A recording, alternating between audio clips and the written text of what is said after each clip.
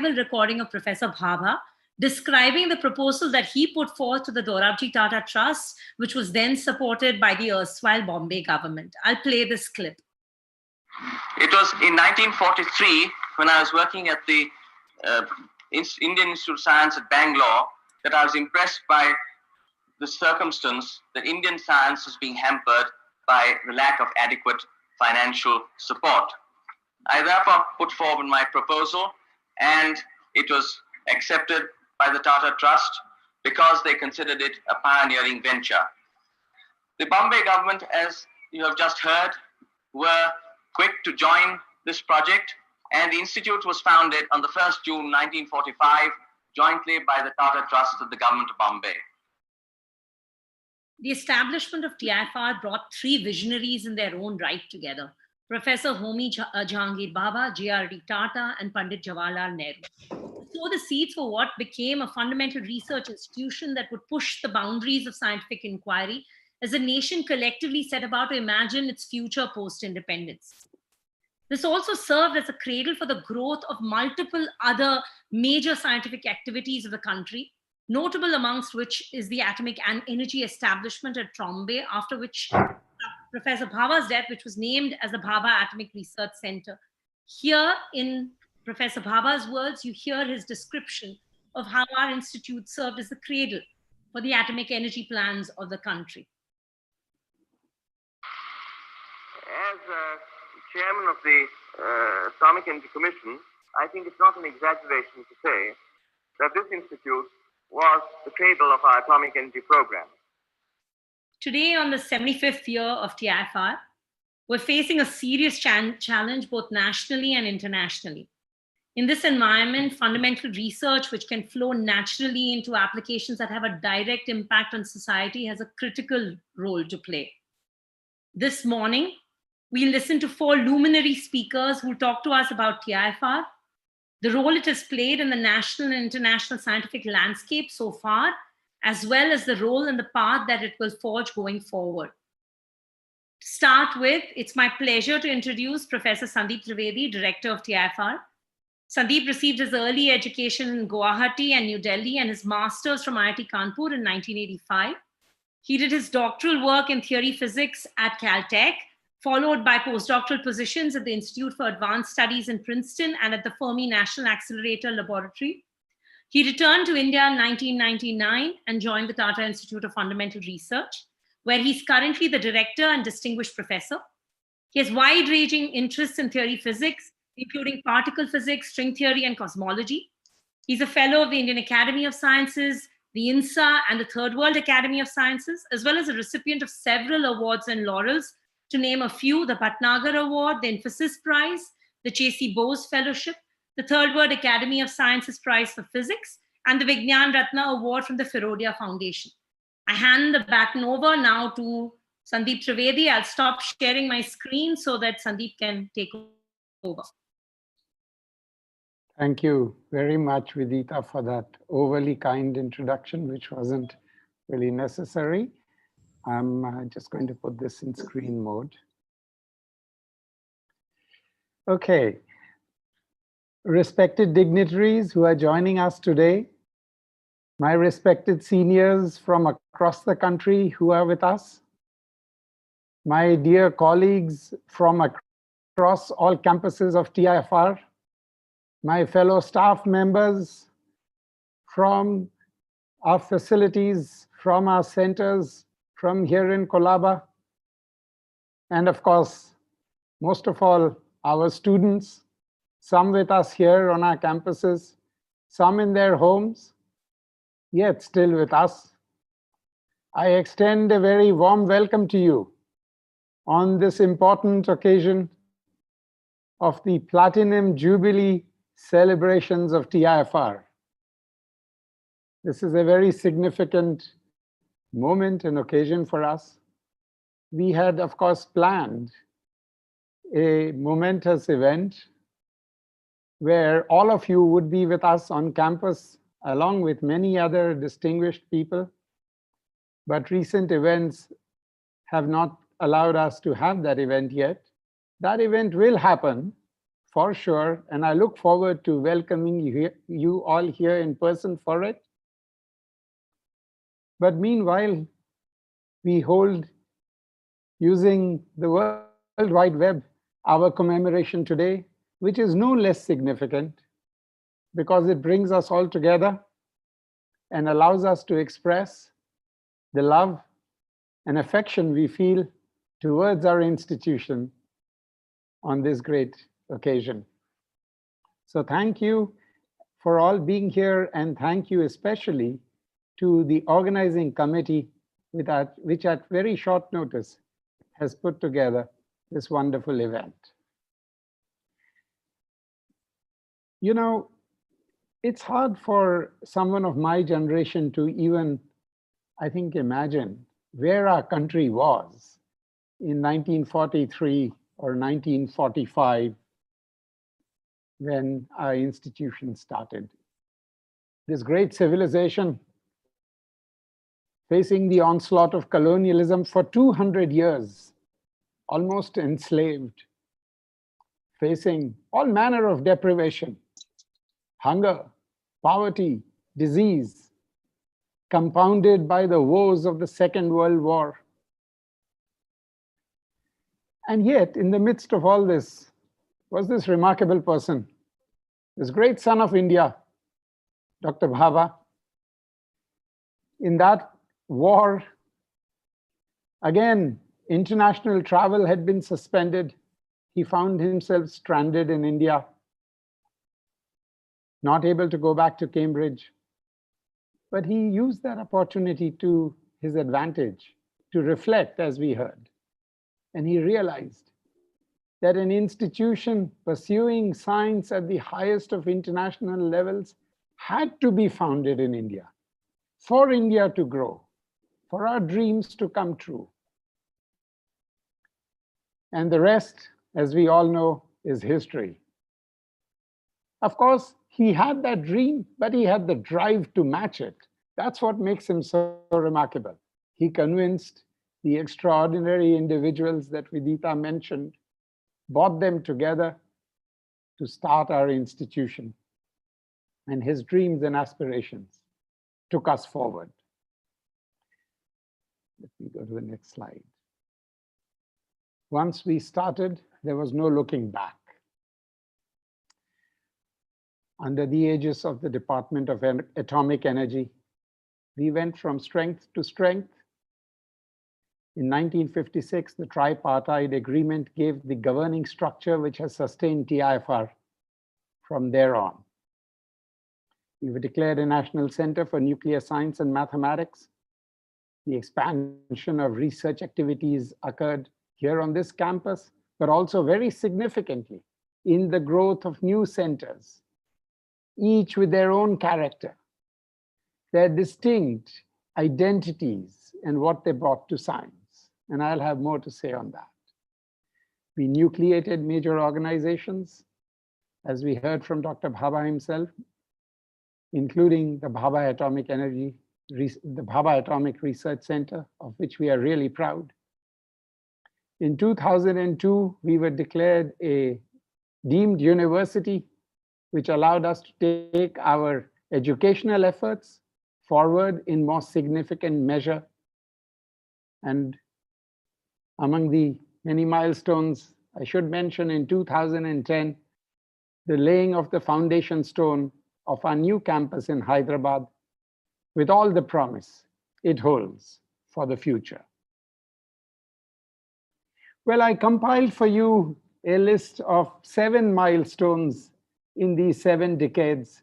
There are many more. Some of you might not be happy with my choice. Please take this as representative only. But it's nice to look back at some of our key achievements. And I've put 7 of them down here. As you all know, TIFR built the first digital computer in India, TIFR, in 1960. It was, I would say, about the same in quality as the digital computer which was built by IBM at around the same time. As you all know, Dr. Bhabha visited the Institute for Advanced Studies in Princeton, where John von Neumann was thinking of building such a computer. And he came back and he said, We have to do it, and we have to do it in TIFR. And we did it. What happened, what came out of this effort was very interesting. Of course, somehow the hardware industry was not quite at a stage where it could take off. But our scientists realized the importance of software in those early times. And the Center for Software Technology, I'll come to that, was founded. And the training of people in industry and academia, scientists and technologists in computing and computers began out of this effort.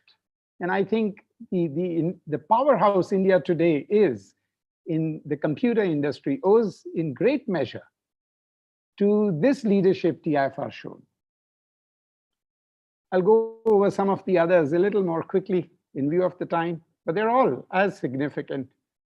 The first discovery of atmospheric neutrinos in the Kolar goldfields is another great example. We were looking for proton decay. Well, the proton refused to decay on the timescales we had hoped, but we made another great discovery of neutrinos produced in the atmosphere. This discovery was taken forward by others. The Kolar goldfield mines shut down, but others across the world, in Japan in particular, took it forward, and it resulted in more than one Nobel Prize. The great work done from early on in mathematics has always been an inspiration to us all. Professor Raghunathan will speak more about that. Especially, I mention here the work done by Professor Seshadri and Narasimhan on vector bundles, which has truly stood the test of time. And there are many more. The discovery in material science of superconductivity early on in borocarbides, and more recently by Professor Ramakrishnan, who is here with us today. More recently, just a year or two ago in bismuth, are wonderful examples of our contributions in these areas. The Giant Meter Wave Radio Telescope is another great testament to what TIFR can do when our scientists put their minds to it. After an upgrade which was completed last year, I'm very proud to let you all know that today, in its wavelength class, this is the most sensitive radio telescope in the world. And it will continue to be so for about a decade.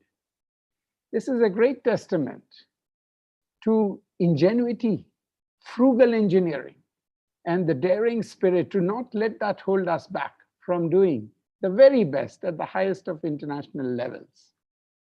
I have to mention the great work Ashok Sen did on duality in string theory, uncovering some of the key facets of the fundamental laws in nature as we begin to understand them.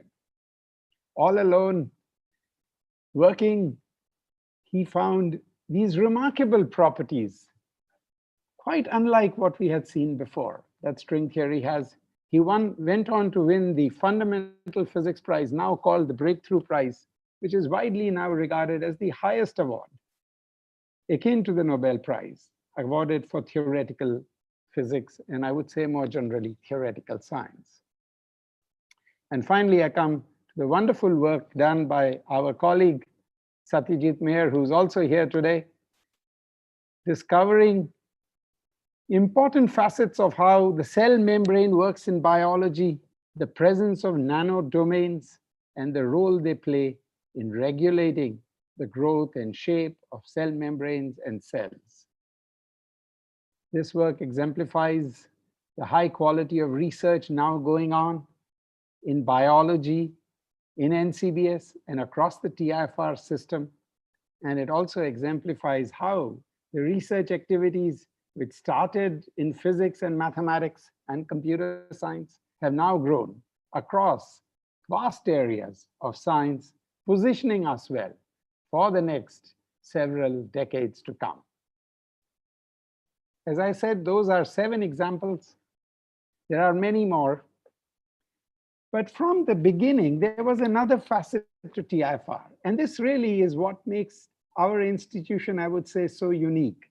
And it was a facet so dear to Dr. Bhabha's heart from the outset, which is while we attempted and pursued science at the highest of international levels, we also played our role in the founding of key national organizations and contributed to an international role for TIFR. First and foremost, as I mentioned, is of course the role we had a great privilege to play in founding the atomic energy program of the country. The first nuclear reactor designs were discussed and carried out here on this campus where I am today. The activities, as we heard, then moved to Trombay, and there's been no looking back. The successes of the atomic energy program are a source of great pride for every Indian, but especially for all of us in the DAE family. We played a key role in the growth of the space program from early on. Dr. Bhabha and then Dr. Sarabhai, of course, were instrumental, and TIFR was involved from the beginning. One of my proudest moments as director of TIFR was to be invited to witness the launch from mission control of ISRO, the launch of AstroSat, India's first satellite dedicated for astronomy. I had this great privilege because our scientists had built 3 of the 4 major payloads on X-ray astronomy, which were carried by that satellite. The launch was picture perfect, as we know ISRO can achieve on a PSLV rocket. Really unbelievable. But for me, what was even more special was the chairman of ISRO, Dr. Kiran Kumar, turning to me shortly after the launch and saying, "We couldn't have done it without TIFR, but this is only the beginning. We have to launch many more such satellites together." So we've been integrally involved in the space program and many other institutions which were founded. The Electronics Corporation of India, the Semiconductor Laboratory, to take our semiconductor efforts forward, the Society for Microwave Electronics and Engineering, the National Center for Software Technology that I mentioned, which took forward the software efforts, training and development of software, the Center for Development of Telematics, which played such a key role in ushering in the communication revolution of the country. More recently, I must mention the Olympiad program, which has been going on for some time, where the Homi Bhabha Center for Science Education is the nodal organization for the country, and more recently, the Vigyan Pratibha program, which hopes and aims to nurture our young children from school and take them forward in their interest of science all the way through high school and through college, making sure that this great talent is available to the country.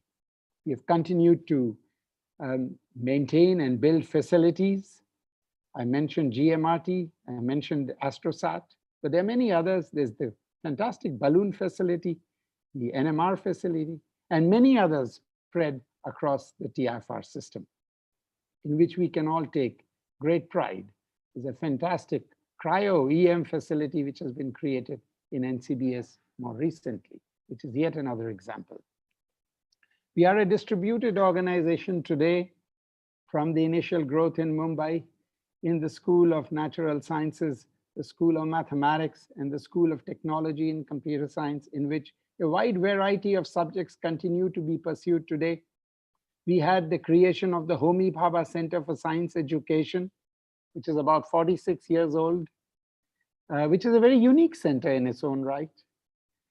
And in Pune, the National Center for Astrophysics, about which I already mentioned, which runs and has built the GMRT.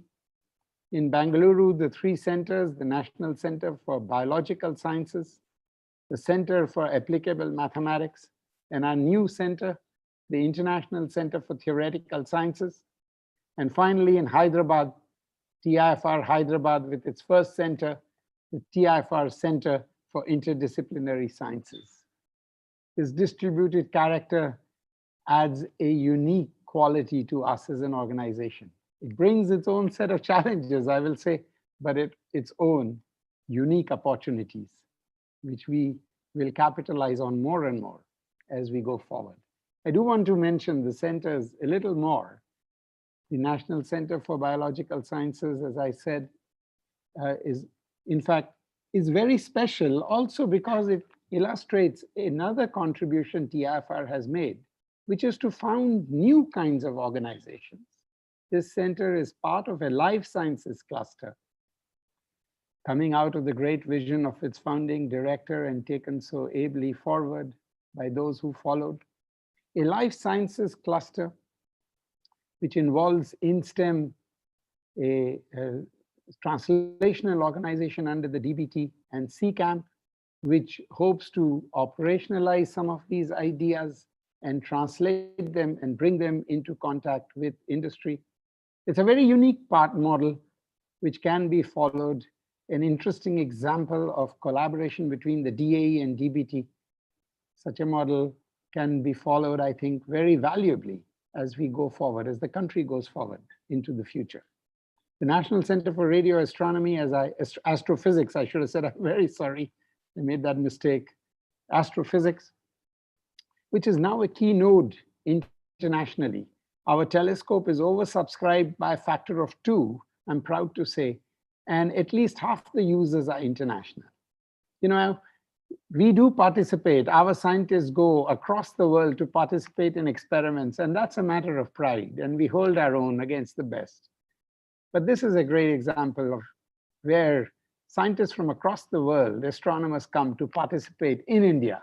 And we need to build more such examples of experiments which compete with the best as we go forward. The Homi Bhabha Center for Science Education, as I said, quite unique, doing things for the country no other organization does. The Center for Applicable Mathematics initially started with a bent towards differential equations and fluid mechanics, today doing exciting things in new areas of machine learning and large data, and doing a remarkable job of training young mathematicians. And it's very interesting. When I talk to people in ICERs and IITs, they say to me, the biggest shortage today that they feel in the sciences and mathematics is actually highly trained mathematicians who can fill their faculty. And the Center for Applicable Mathematics is playing a remarkable role in a very successful master's program to take things forward. I have to mention our new babies, not so young anymore, because as in any family, they deserve special pride of place. The ICTS, established in 2007, testament to the vision of its founder, taken forward so ably, already at 17 faculty, and having already run 250 or so programs, holds great promise for the role TIFR can fulfill as the scientific base of our country grows and attempts to do new and amazing things together. And Hyderabad, as I mentioned, with 200 acres, unlimited possibilities, established in 2010, a testament to many of you all, including my predecessors who were my predecessor directors of TIFR, so wonderfully supported by the Department of Atomic Energy, already with 23 faculty and an amazing growth trajectory. I have to say to you all, it was a very proud moment for me to be present in 2019 in the deliberations of the Atomic Energy Commission, which approved 896 crores to take forward our research and growth efforts in Hyderabad. And I especially want to thank Dr. Karkodkar, who has so kindly joined us today at short notice, for all his support in these deliberations and from before, and I'm sure in the days to come, in guiding us as we go forward in TIFR. Okay, just a little bit about some of our recognitions. We have 32 Padma Awards. Of this, I feel really proud because it is a small measure of what we have been able to do for our country. 71 Bhatnagar Awards, last time I counted at least. Again, something to be proud of. Several other awards, international awards, fellowships of prestigious academies, all a testament to the high quality of science we have done. I must mention our role as a deemed university. As I said, a very important now initiative we have to fulfill a role to train the future generation of Indian scientists. We have about 600 students in our deemed university, mostly PhDs. We graduate about 100 PhDs every year. Very highly coveted entrance exam taken by about 26,000 students. The graduate program we founded in 1951 was actually a first of its kind in its own right. The idea that you should combine rigorous coursework with research, hands-on instrumentation was new to India. And we set up that tradition, which has been taken forward so ably by successive teachers and scientists of TIFR. The NAC rating we got was A+. We also made a presentation in front of the Institute of Eminence Committee. And it was quite interesting. I showed them this slide, the previous one. And when I said 32 Padma Awards, 70 Bhatnagar Awards, they asked me to stop. They said, please stop. We haven't seen a presentation like that. We don't want you to try and become a run-of-the-mill university. We are tied down by the criteria the government has laid in front of us for how we can award this status. But don't try to mold yourself. Be who you are, because nobody else can play the role of TIFR. I was a little crestfallen that we didn't get that status. But afterwards, I understood what they were trying to say. And in fairness, in their report, they made a special notice or reference to us, saying that the government should create a special category for an organization like us. We train about 250 postdoc students, postdoctoral research fellows at any time, and host a wide variety of training programs, play a key role in nurturing these programs, including, I should mention, the National Center for Mathematics, jointly with IIT Mumbai, several programs nurtured all across the TIFR system, including the ICTS and NCBS. Well, so what next? What about the next 75 years? Should we be content and satisfied, happy? Well, clearly not. While drawing inspiration from the past, we must aspire for more, much more. The truly remarkable, I will submit to you, especially today, is yet to happen. The truly extraordinary must still be achieved and lies ahead. But the question, of course, is how? How do we achieve it? Now, I'm not going to try and share with you my limited understanding of what directions we should embark on, which hold promise. You all have your views. Many of you are better informed. We have to put our heads together and come to that. I will say this to you. The future is exciting. We all know that. As science transforms, as technology transforms, there are so many opportunities, such wonderful ways in which our organization can contribute. I will also say that we have just completed a pan-TIFR review of all our departments here in Mumbai, all our schools, all our centers. These reviews have been carried out by very distinguished scientists, leaders in their fields, and we have all engaged with them. And the lessons we have learned, our own thinking as it has been crystallized, will be taken forward in discussions to chart out new directions which will take us forward. But I want to talk to you today about something else, not topics or subjects, but something else, less tangible, but I would venture to suggest as important, in fact, more important. You know, an organization, when it gets to be 75 years old, sometimes runs the risk of losing that initial drive and ambition. We have not. But we should reflect on things a little bit today. How do we take our science to the next level? I want to talk to you a little bit about that initial spirit in Dr. Bhabha. The country was in a difficult situation. I said to you that our civilization had faced the wrath of colonialism, was brought to its knees. But of course, we know that the spirit was intact. Our freedom movement was led by such a remarkable individual. It added a new annal in the pages of human history, one which is forever a beacon of hope. That is what Dr. Bhabha drew on, I think, when he had his ambition, when he set us on this path. We should aim for no less, much higher. But how do we do it? I don't have the answers, but I want to suggest something to you. We must try to achieve the extraordinary. Now, although there are ups and downs and there is concern in the current times, I think if we take a medium to long-term view, it is reasonable to expect, I would say, that we will receive the kind of remarkable sustained funding we have received from the Department of Atomic Energy and the government. But it won't be, nor should we expect it to be, nor is it fair for us to expect it to be an extraordinary level of funding.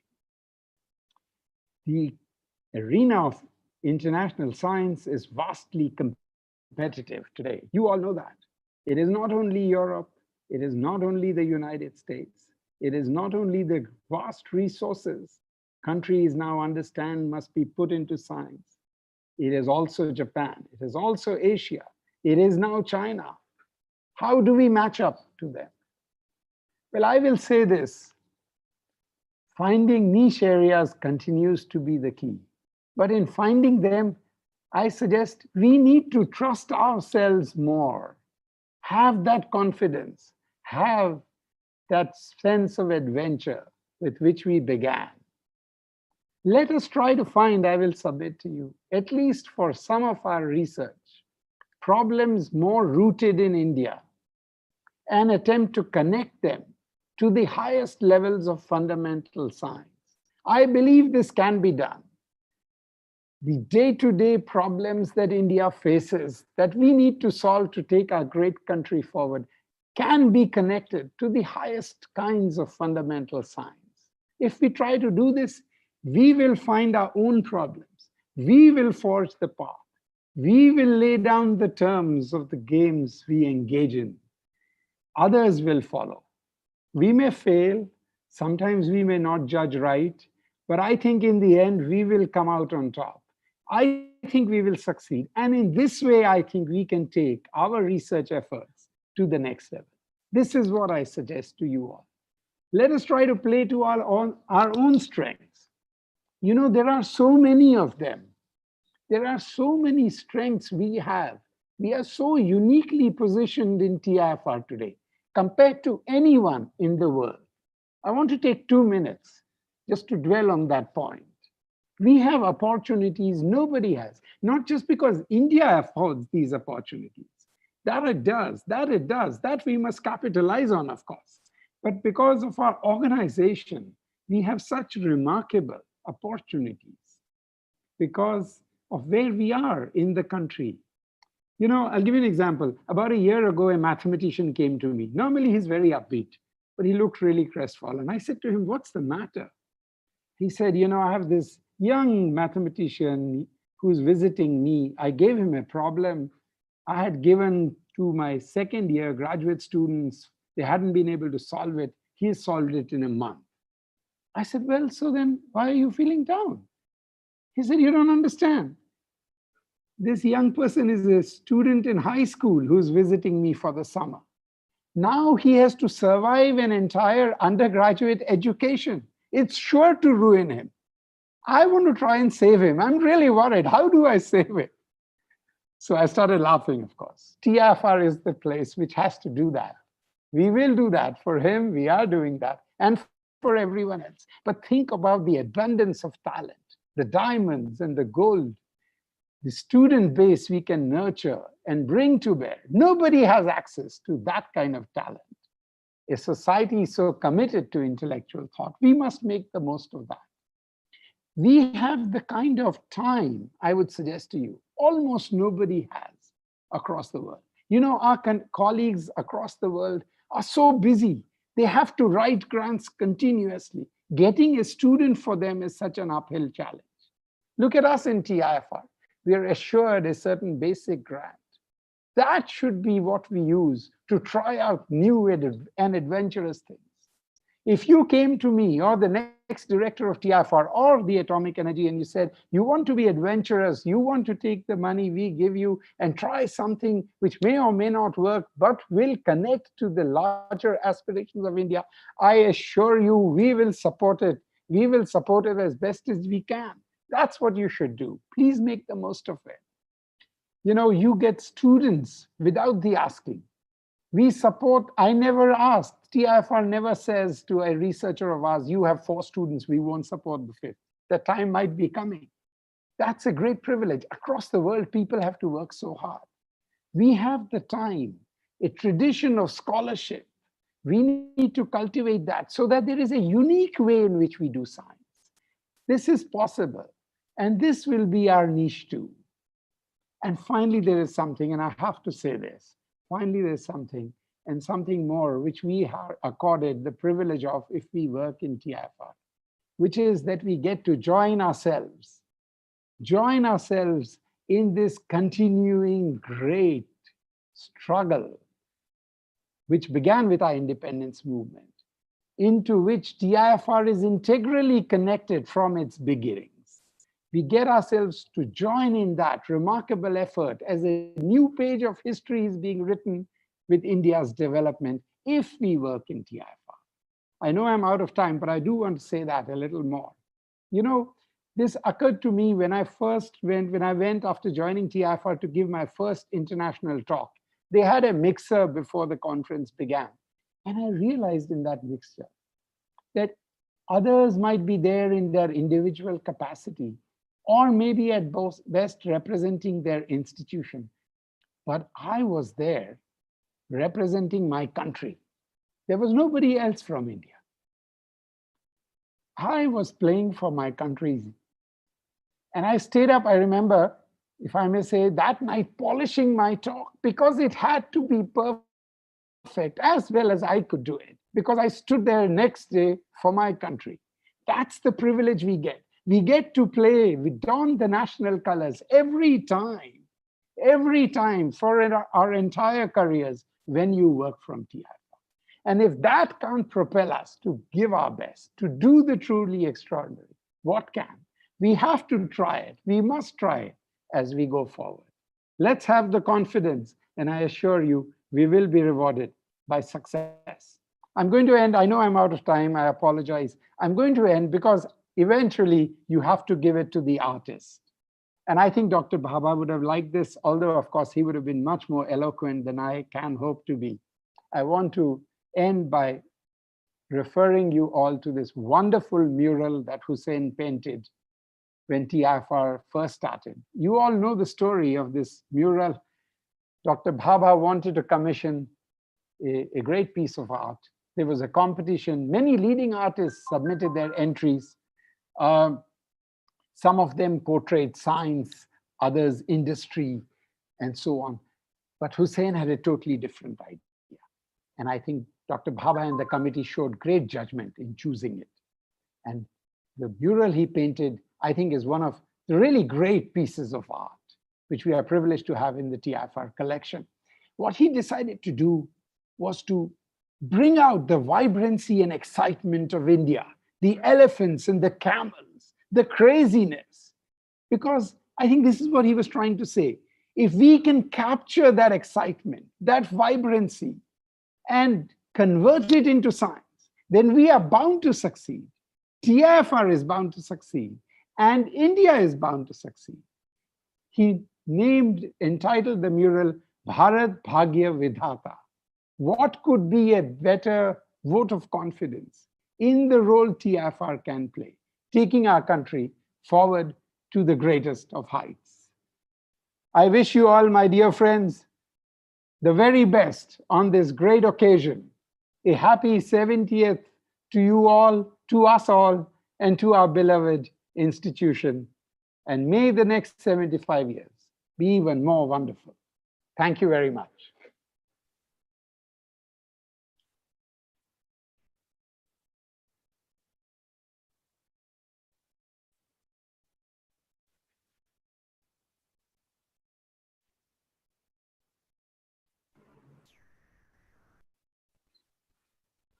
Thank you, Sandeep. Thank you very much. Our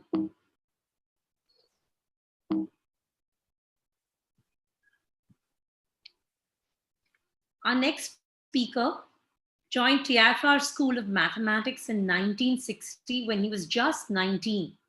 Naturally, they called him Bachcha. At the age of 25, he was an associate professor. Professor M.S. Raghunathan has been associated with Tata Institute of Fundamental Research for 60 of its 75 years. Known for his outstanding contributions, Professor Raghunathan is also recognized as a scholar in the classical mold, interested in imbibing and propagating new ideas. He's been the recipient of numerous awards and recognitions. To name a few, he's a fellow of the Royal Society, the Third World Academy of Sciences, and the American Mathematical Society, as well as a recipient of the Padma Bhushan in 2012. Professor Raghunathan has also played an important role in the promotion of mathematics through various scientific bodies in both advisory and administrative capacities, especially through the DAE's National Board of Higher Mathematics. We're very grateful to Professor Raghunathan for agreeing to speak to us. Professor Raghunathan, I'll stop sharing my screen so you can take over.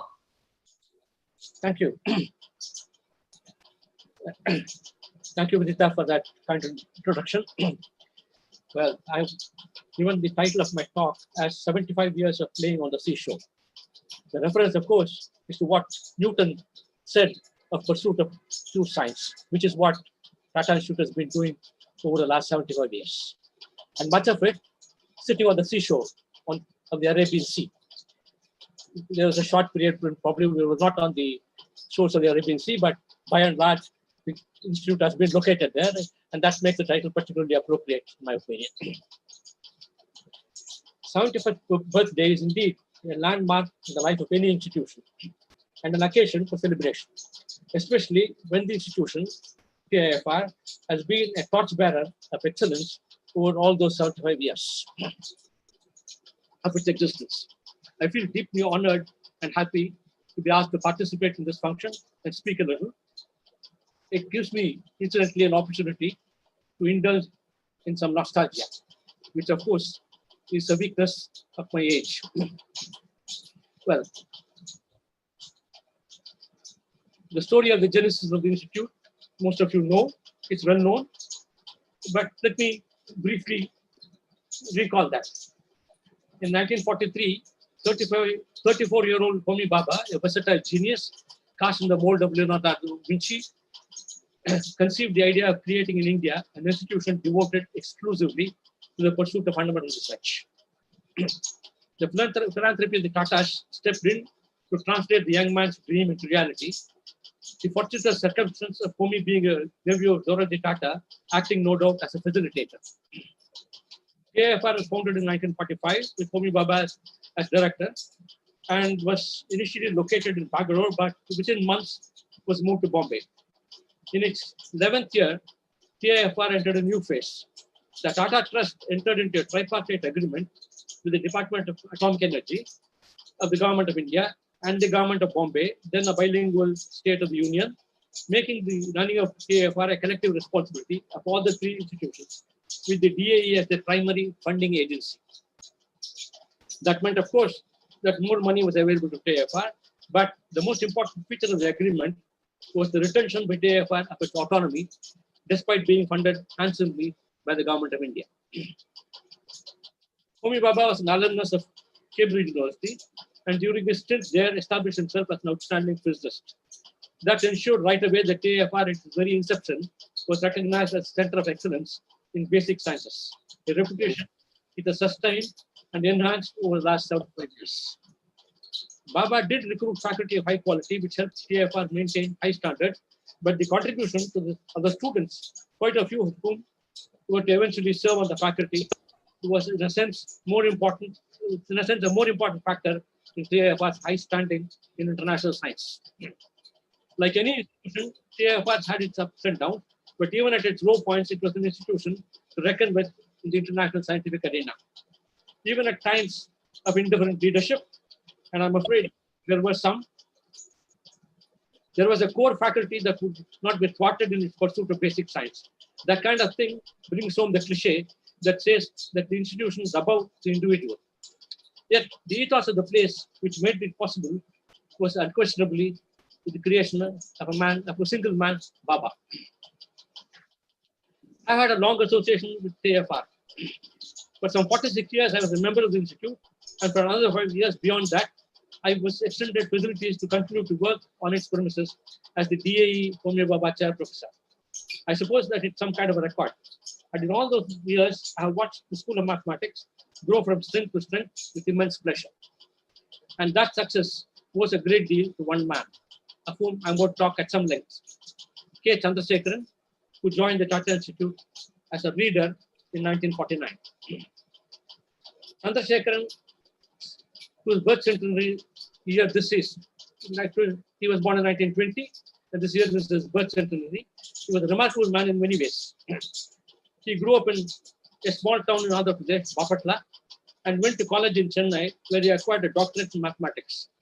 He then became a temporary lecturer at the Presidency College in Madras and had the good fortune to come into contact with an eminent American mathematician, Marshall Stone, who was on a private visit to Chennai because of his interest in Carnatic music. Stone was greatly impressed by the young man and arranged for him to go to the Institute for Advanced Study in Princeton as an assistant to the great mathematician physicist Hermann Weyl. And it's during his 2-year stint at that institute that he met Homi Baba and accepted an offer of leadership at TIFR from him. KC, as Chandrasekharan was often referred to, joined TIFR in 1949 and quickly became one of Baba's closest lieutenants in building TIFR. It was at his initiative that the institute was divided into 2 schools, the School of Physics and the School of Mathematics, the 2 functioning practically autonomously. He set up almost as soon as he joined what was practically a graduate school in mathematics, very much along the lines of the American graduate schools. The faculty strength at the time was inadequate to run such a program. And he came up with the idea of engaging visiting mathematicians for the job. He could carry out that very successfully because of his extraordinary skills as an organizer. In his Princeton years, he had built up close contacts with a large number of very eminent European and American mathematicians and could persuade them, many of them, to visit TIFR to give semester-long graduate courses. The students enjoyed the privilege of being taught by some of the great mathematicians of the time. There was, of course, a student program in physics, but it was not structured like that in mathematics. Admission to the graduate school was through a stiff selection process, which guaranteed the high caliber of the recruited students. The students in both physics and mathematics were employed as research assistants, and unlike at present, were treated as regular employees whose tenure, however, could be ended at somewhat short notice. KC received immense help from one colleague, K.J. Ramanathan, who joined TIFR in 1950 at KC's initiative in running the graduate program.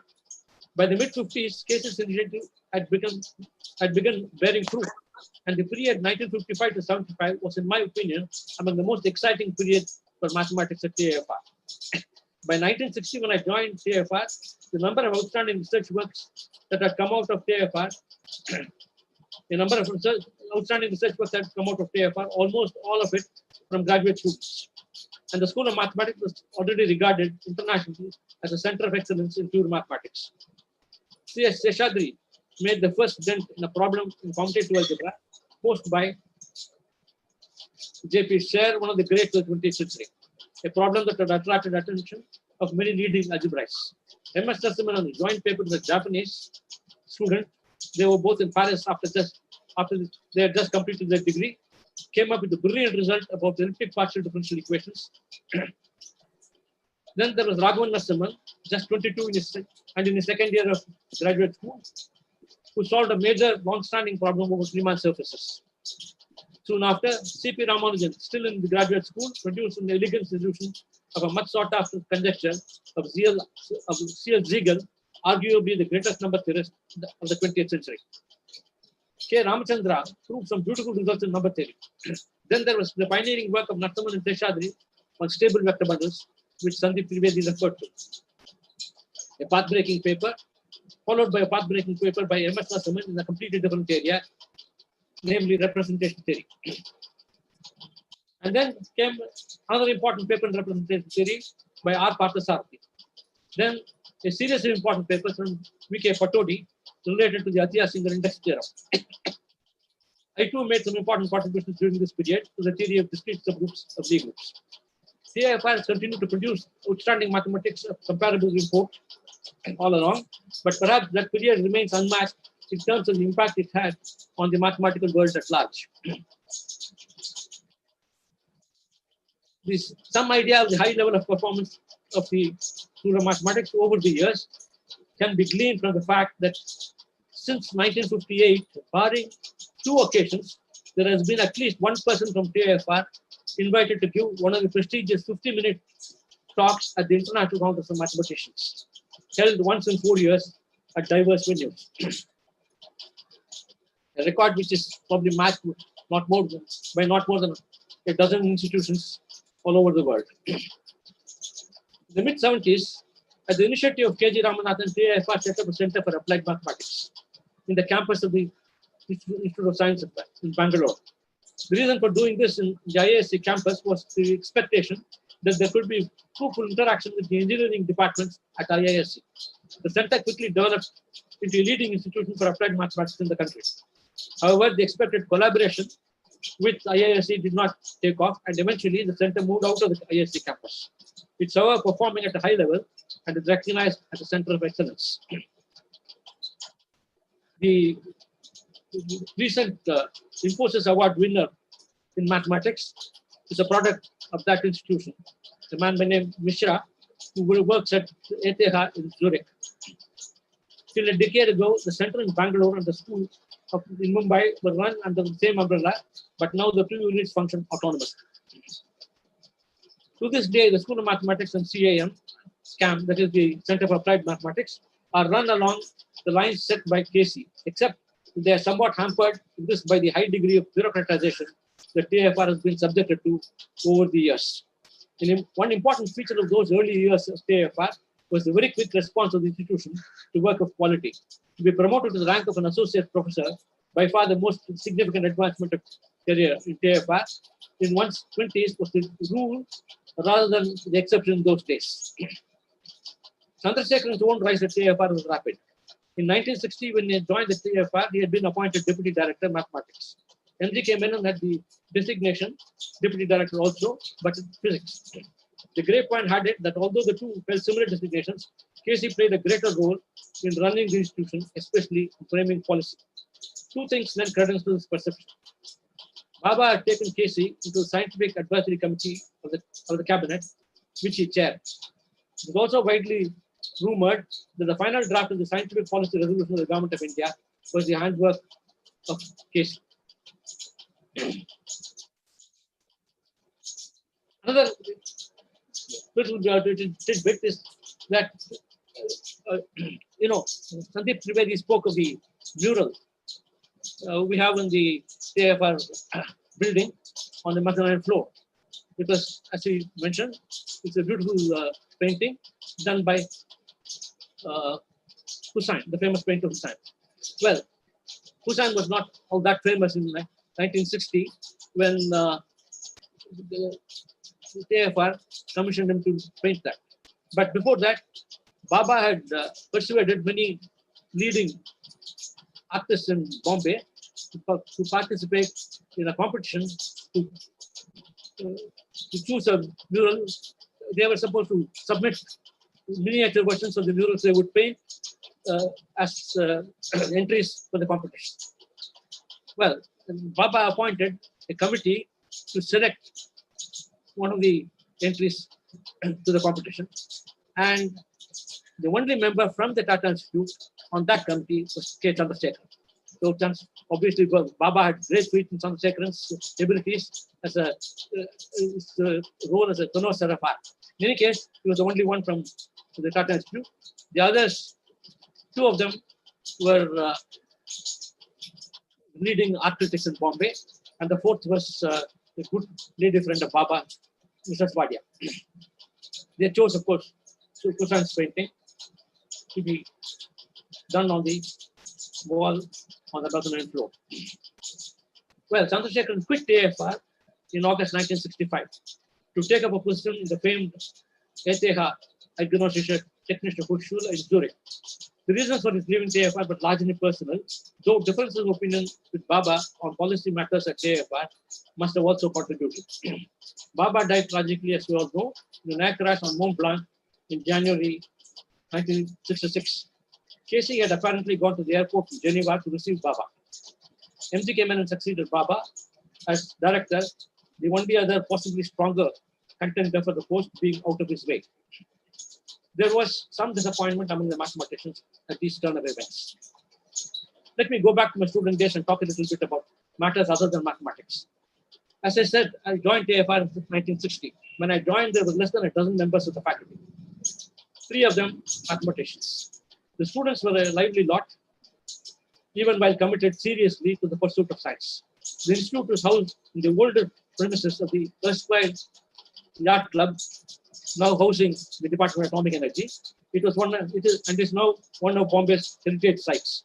And the students were put up to the hostel, which had been the servants' quarters of the Yacht Club. Baba had a reputation for bringing excellence into anything he handled, but that students' hostel was a sad exception.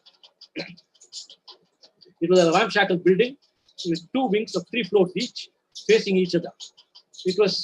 Most of the rooms were shared by students, were 2 students, and were by no means spacious, barely accommodating 2 cots, 2 small tables with chairs, and a 4 or 5 foot tall wardrobe for our belongings.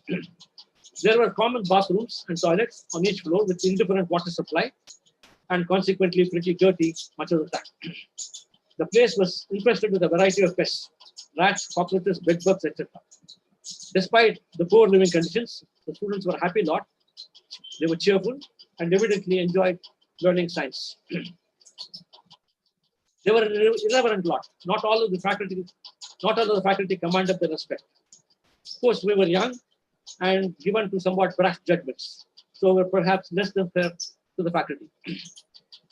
Baba, of course, was held in high regard, and there were others like K. Chandrasekharan and Devendra Lal who too commanded respect, even if they were not considered to be in the same league as Baba. Irreverent they were, but the students' excitement for science and their commitment to learning made for a great atmosphere.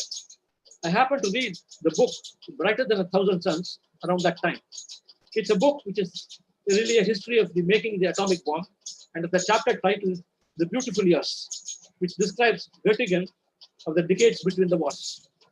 I felt that much of what Robert Jung, the author, had to say about Göttingen applied to TIFR at that time. It was a wonderful atmosphere in which we students worked there. The mathematics students were outnumbered 3 to 1 by the physics students.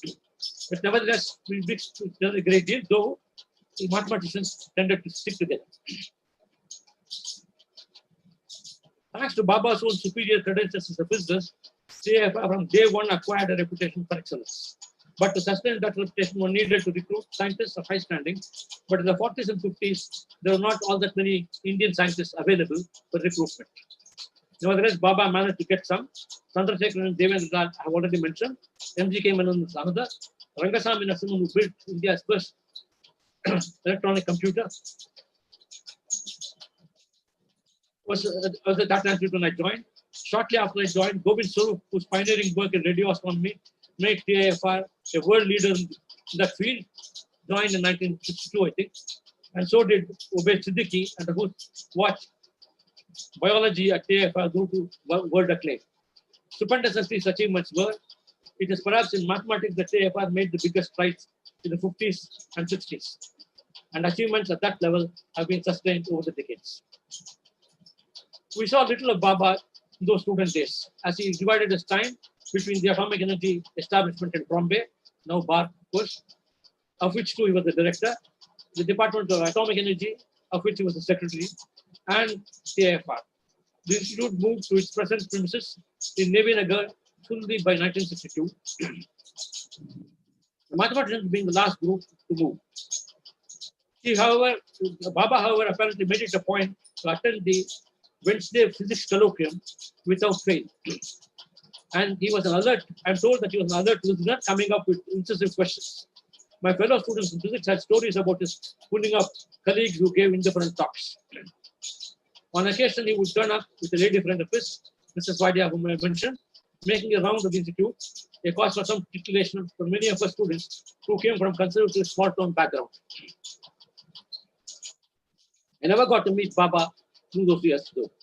There was one tick of his which I noticed, and I find that it's never mentioned in anything written about him. Every now and then, one of his shoulders, the left one, I think, will jerk upwards involuntarily. Well, that's all I know about Baba. For that matter, I did not get to know much more about other physicists even later when I became a faculty member myself. As I said, TIFR has had its ups and downs, but has by and large held its position as a center of excellence in basic sciences over the last 7 decades and a half. Fluctuations are after all the natural order of things. The governing body has largely practiced benign neglect, which is perhaps better than when its proactive role resulted in the institute being saddled with poor leadership. As to the future, I see in the continuing whittling down of the autonomy of TIFR, the real threat to TIFR maintaining its preeminence in the world of science. I do hope that the government would reverse this policy and restore to TIFR the autonomy that would enable it to grow to even greater heights. I wish that this happens and wish TIFR a great, ever greater future. Thank you.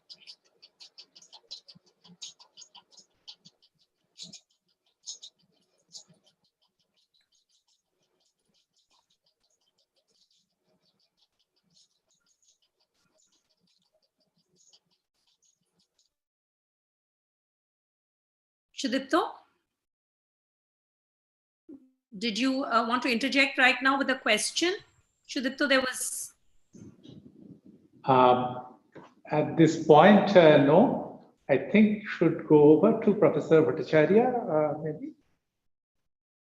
That's fine. Please go ahead, Professor Bhattacharya. Thank you. Thank you, Professor Raghunathan. It's my pleasure now to introduce Professor Sabyasachi Bhattacharya, Shobha Bhattacharya. Shobha Bhattacharya is an experimental condensed matter physicist. He received his BSc from Presidency College, Kolkata, his master's in physics from University of Delhi, and his PhD from Northwestern University. After postdoctoral stints at MIT and the University of Chicago, he worked at Exxon's corporate research lab for a decade.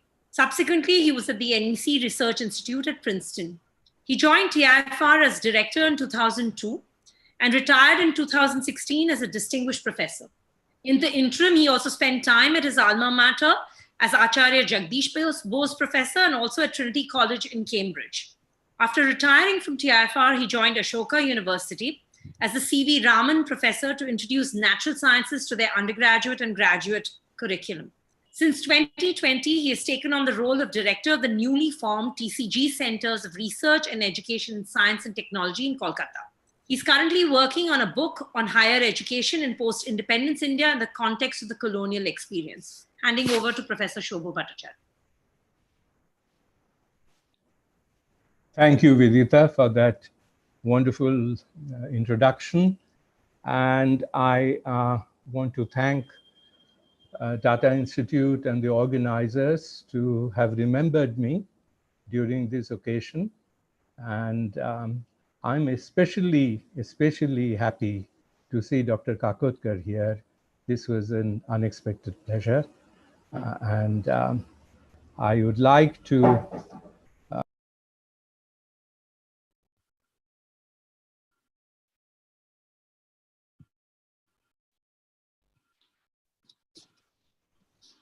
You have muted yourself, Shobha.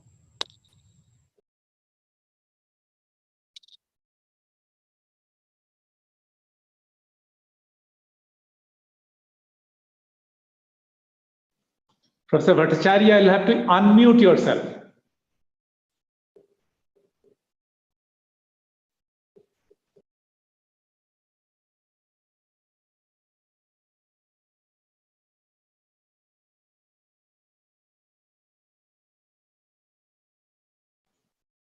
Professor Bhattacharya? Yes, I have unmuted myself.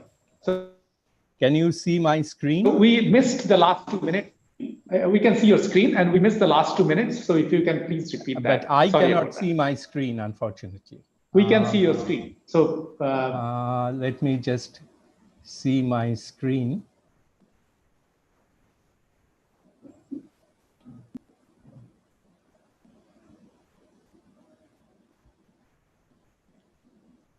Let me just restart by saying that I'm very thankful to the Tata Institute for remembering me on this great occasion. I'm happy to be here and I'm especially happy to see Dr. Kakotkar here. This was unexpected. I didn't know he will be here. Thank you for being here. Let me just see the screen share. It's not working. Can you get my screen? we can look at your screen and I can tell you which slide if you're on, if you can change the slide. You're on slide 1.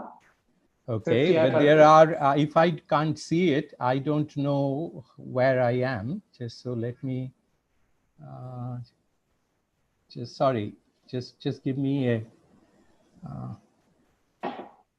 you have stopped seeing my screen, I hope, right?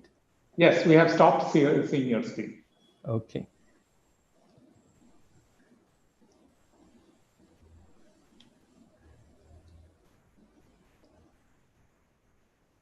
Now we see it again. Okay.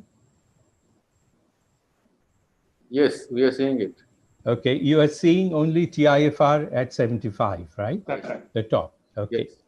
Yes. So in contrast with what Sandeep and Professor Raghunathan has talked about, I thought that the only thing I can add to this is some very speculative thing, not about the past, but perhaps putting the past in the context in which one could make some speculations about the future. So henceforth, I will look at the crystal ball with whatever is necessary to provide a context for why and how I choose to talk about it in this way. So I have 3 things to tell you very briefly. First is 75 years in other measures. Then I would like to argue that TIFR is a midnight child. And the last thing is what is to be done. And if you do not know what that phrase, what is to be done, good for you.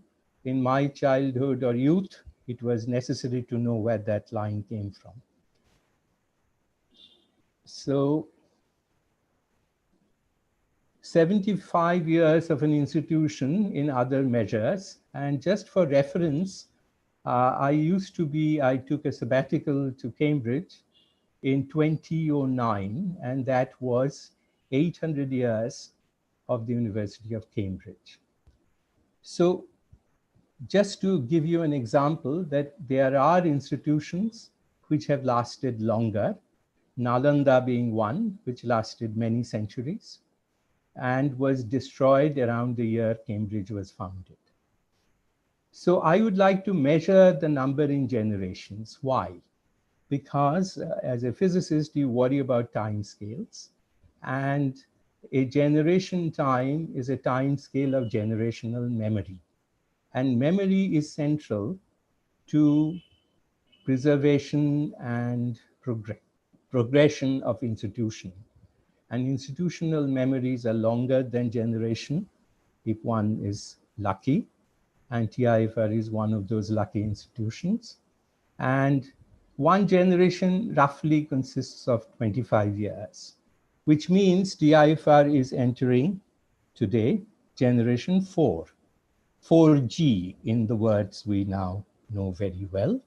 And what are these generations? And I just summarize them as the first generation is foundation, second generation is consolidation, third generation is perhaps exploration, expansion, and we need to figure out what the fourth generation is going to be. So TIFR is a midnight's child, and I submit to you that there is another way of thinking about TIFR, that it is the grandchild of the freedom movement.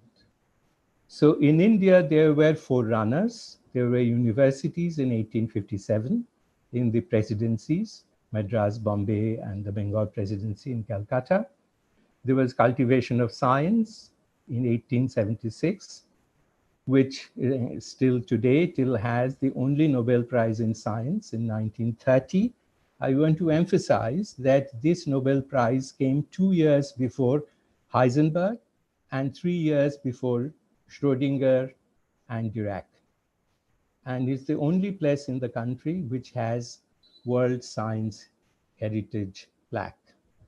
Indian Institute of Science, which is the other Tata Institute, founded in 1909, Indian Statistical Institute, 1931, CSIR, 1942, Institute of Nuclear Physics, today it's called Saha Institute of Nuclear Physics, 1949, and you will notice that it's again the same combination, except Bhabha is replaced by Saha. And I would like the students to take a GK test by trying to see if they could decipher the initials which I have written down. It is not necessary for the faculty, you already know. However, I wish to say that Tata Institute contains in itself a very large part of its Western legacies, specifically the University of Cambridge, Institute of Advanced Studies, and the special roles scientists, European refugees who fled during the Second World War and had a great, they had taken refuge in many Western institutions in UK, in Western Europe, in America, and they played a major role in the development of Tata Institute. What was the guiding philosophy? And here is some complication. I believe that the guiding philosophy of Tata Institutes was self-reliant modernization with global citizenship. And in that lies a conundrum. And if you think about it, there are elements of contradiction in self-reliant modernization and global citizenship. I will not go into the origin of these complications, but it is good to remember that these are complicated thoughts which had to be held together, often in conflict with each other. Finally, I would, with great apologies, will tell you that given this context, what has to be done as we look forward. Now, what are the apologies? The apologies is, number one, a disclaimer.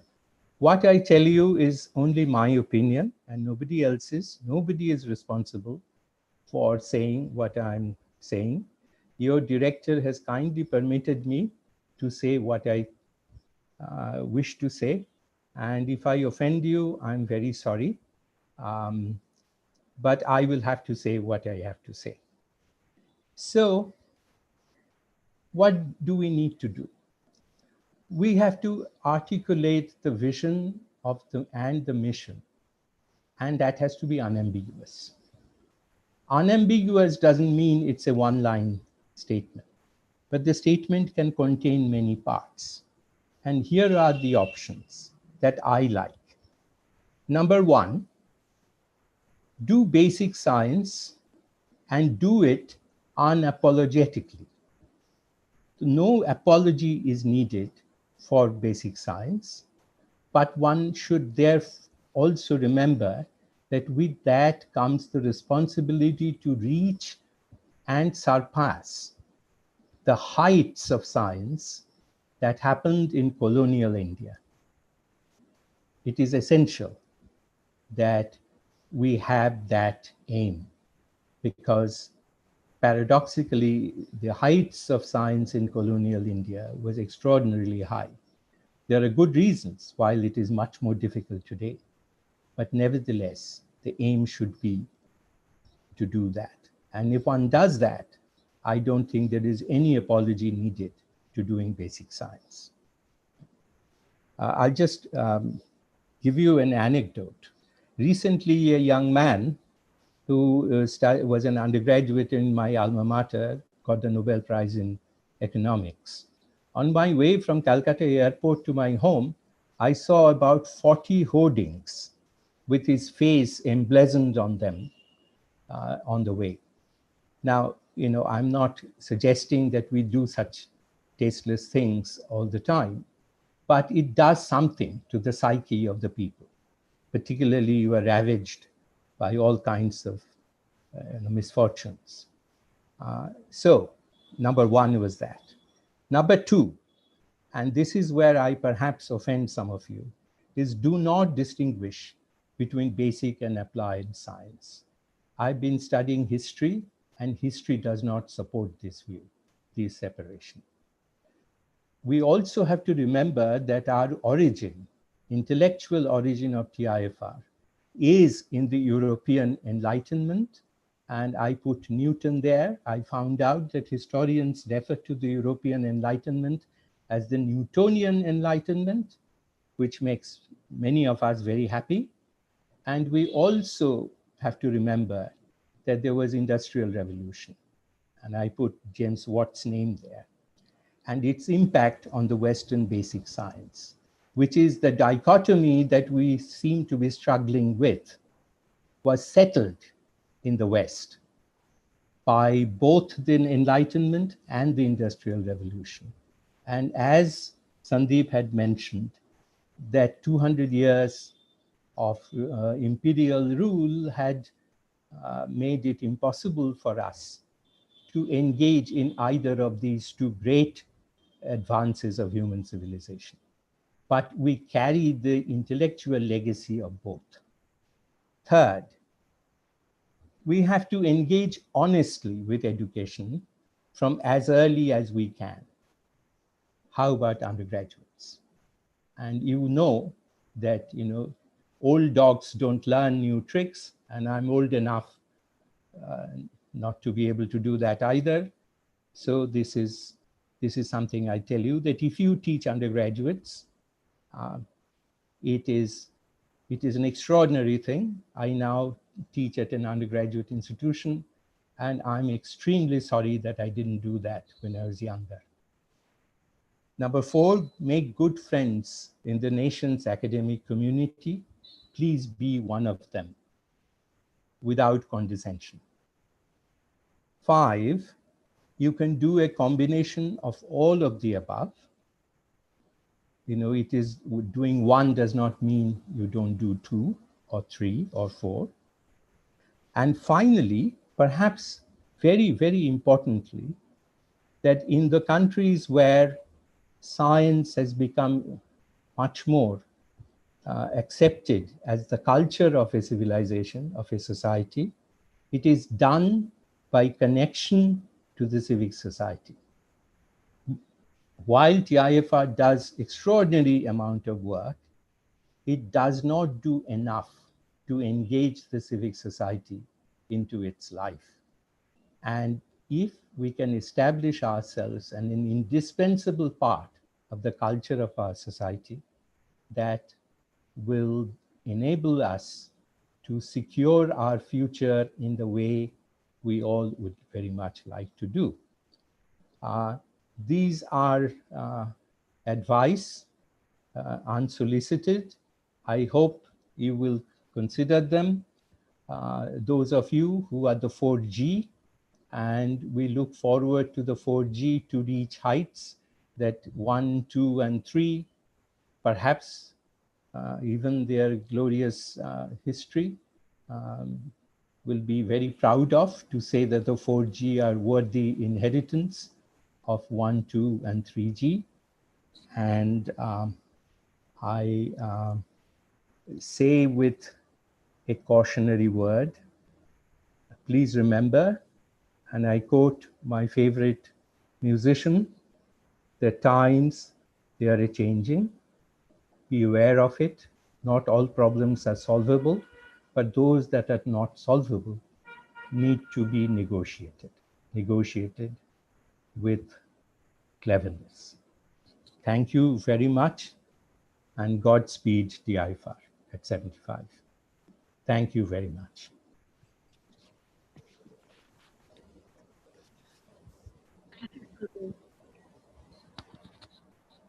If you will stop the share screen button, then I will switch over to.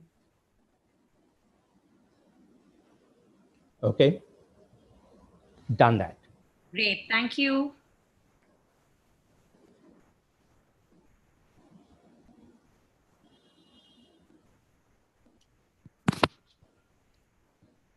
The Institute has, over the past 75 years, been a standard bearer for high quality fundamental research.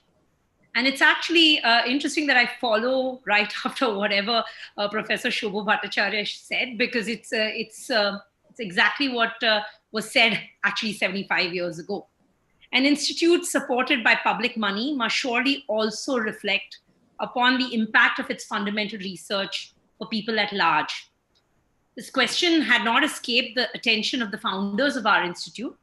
And on January 1st, 1954, just before laying the foundation stone of the Institute's TIFR Colaba campus, Prime Minister Jawaharlal Nehru tried to answer this question for a country that had been ravaged by 2 centuries of colonial exploitation. And let's listen to this in his own words. अगर हम उस दरख्त को यहाँ उसके बीज लगाएं, तो उस दरख्त के फल फूल बहुत निकले, जिससे हमारे मुल्क की ताकत बढ़े, मुल्क की हैसियत बढ़े, मुल्क की दौलत बढ़े और मुल्क की जनता को फायदा जैसे और मुल्कों को हुआ। इसलिए जाहिर में ये रुपया कुछ शायद एकदम से फायदा करता नजर नहीं आता, लेकिन असल में ये बहुत दूर तक जाता है मुल्क की तरक्की करने में, और जिससे मुल्क के सब करोड़ों रहने वालों को भी फायदा। तो बहुत जरूरी बात है। At the end of his speech, Nehru reminded everybody that the institute was located in a city, and whatever happened in it was human activity, and as such must somehow support a modern city's intellectual and cultural aspirations. We can hear this in this archival audio clip, which is very relevant even in these times. The institute itself will not be isolated somewhere, living a life apart from common humanity, but living in this great city of Bombay with its cultural, educational, research and other activities will also have a somewhat more human outlook, I hope. So I congratulate all those who have been associated with this undertaking, and I hope that this institute will benefit India and mankind. Our last speaker, and we're very, very privileged today and very lucky to have had Dr. Anil Kakodkar agree to join us for this event. Our next speaker is an old friend of our institute. He brings to us a unique blend of scientific sensibility and technological achievements. Dr. Anil Kakodkar is one of the most prominent intellectuals of our time. He studied mechanical engineering at VJTI in Mumbai in 1963 and then joined BARC in 1964. He obtained a master's degree from the University of Nottingham. Dr. Kakodkar has been associated with many of India's great successes in the field of atomic energy. He was a chairman of the Atomic Energy Commission of India and secretary to the Government of India. He was a director of the Bhabha Atomic Research Center in Trombay from 1996 to 2000. He's a recipient of the Padma Vibhushan, India's second highest civilian honor. As chairman of the Atomic Energy Commission and member of the TIFR's Council of Management, Dr. Kakodkar guided the growth of TIFR for several years. He's continued to be an important mentor to our institution since then. We've looked up to him constantly for his help and support. We're really grateful that he's agreed to speak to us at such short notice. and look forward to his views on the role the Institute has played in the country's technological missions in the past and his advice to us for the future, especially in these difficult times. I'll stop the screen share and hand over to Dr. Kakodkar. Thank you, Professor Vaidya. I must thank the entire TIFR community for this opportunity for me to join this very important event. 75 years in the life of an institution is, as Shobho just now described, it's the generation 4 kind of taking shape or becoming active. And TIFR, by any standard, is I would not hesitate calling it a crown jewel for our country.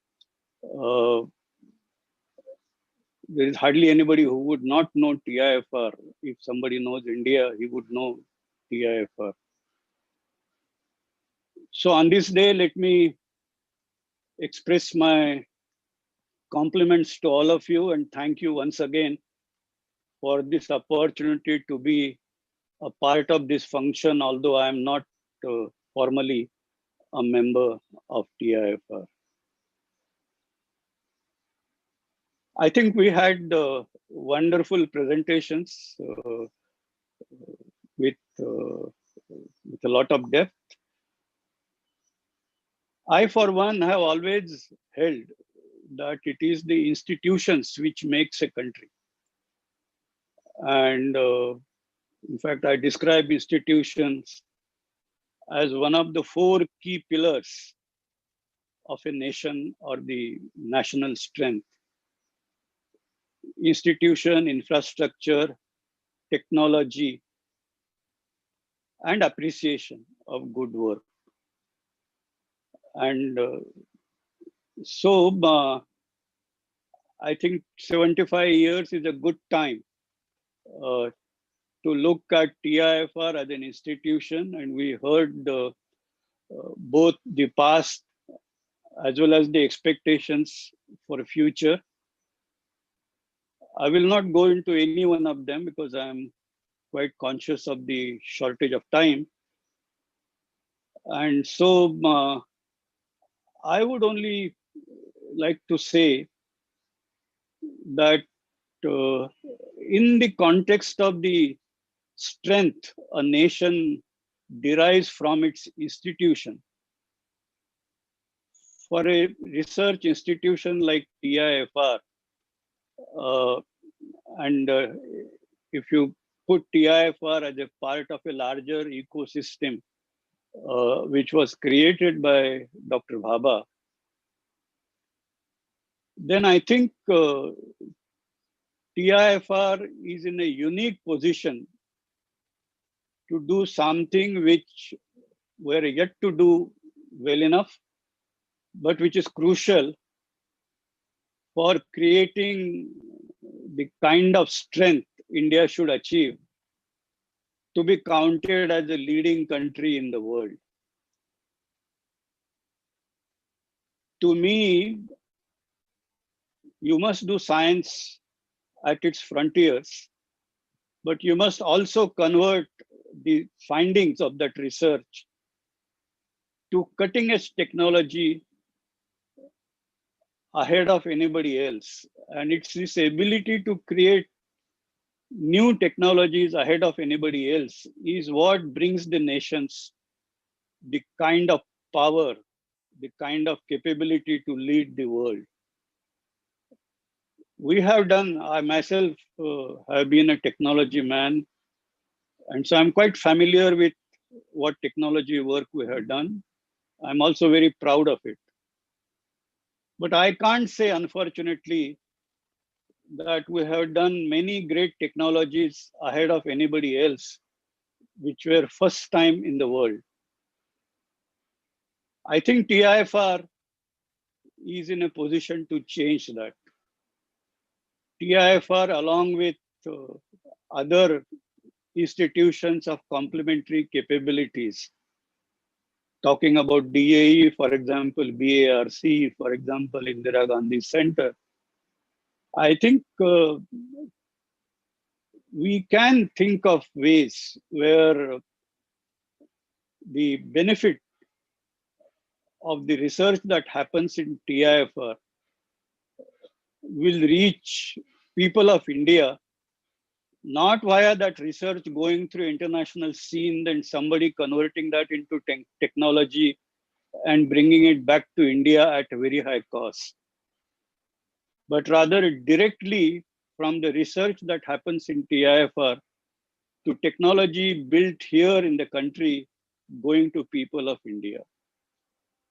And I think that is probably what we should strive to achieve as an agenda for next 75 years, in my view. And there are many problems, and as was said both by Professor Trivedi as well as Professor Bhattacharya, I think in solving such problems, the challenges before country, and there are many,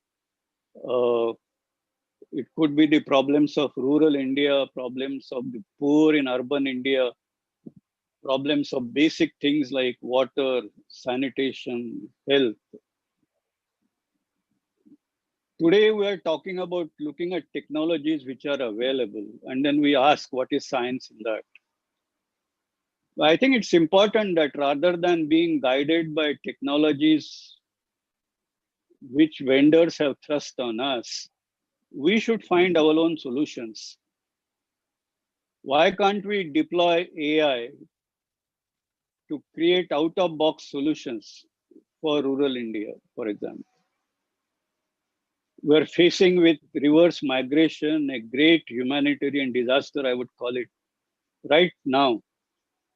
Why can't we create that into an advantage by creating a big economic boom by empowering these people?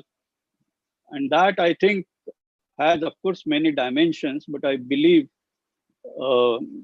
artificial intelligence can play a big role in a variety of things.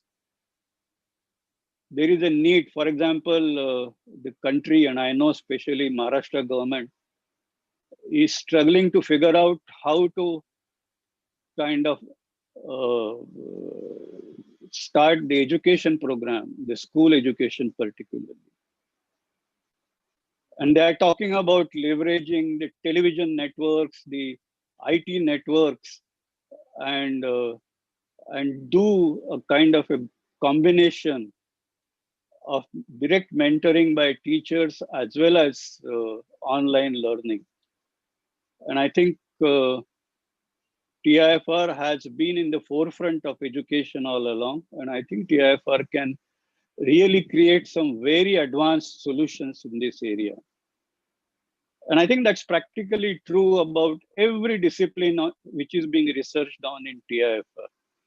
So I entirely support this idea that you can be meaningful to people while pursuing the science at its frontiers. And I think TIFR has in past given that kind of a lead. And I'm sure TIFR will continue to give that lead in times to come. Well, that's all I want to say at this moment. Once again, congratulations to all of you for kind of creating and sustaining this wonderful institution called TIFR. And thank you for inviting me to this memorable function. Thank you. Thank you very much, Professor Kakotkar. And it's because of people like you we have been able to sustain through our thin and thick times. And I really appreciate what you have done and what you continue to do for us.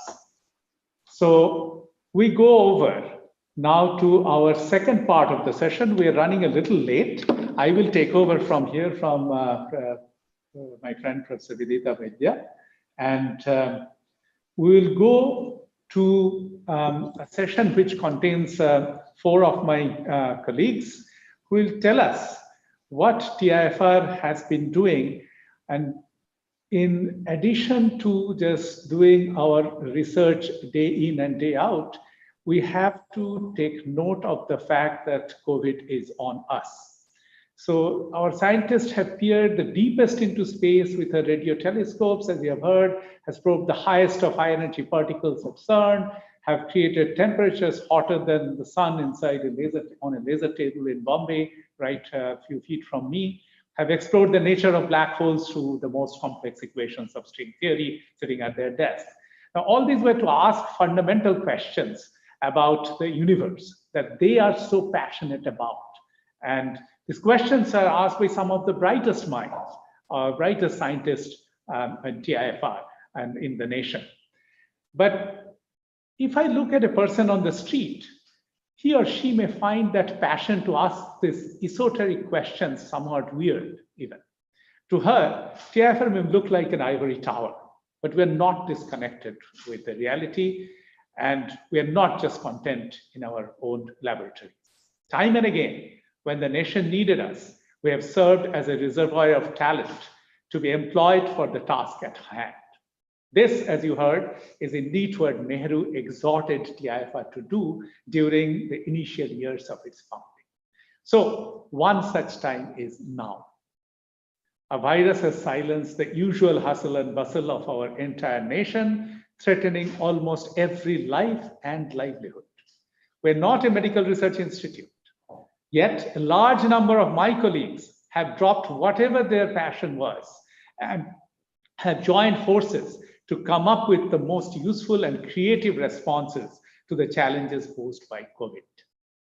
Again, proving the general truth evident to all the advanced countries in the world, a creative solution to a problem does not always emerge from the most obvious source. A committed pool of outstanding scientists working in different areas is a nation's best bet in almost any crisis. So I have four of our front-ranking scientists who will tell us in brief, 5-minute talks about their efforts in taking this challenge head on.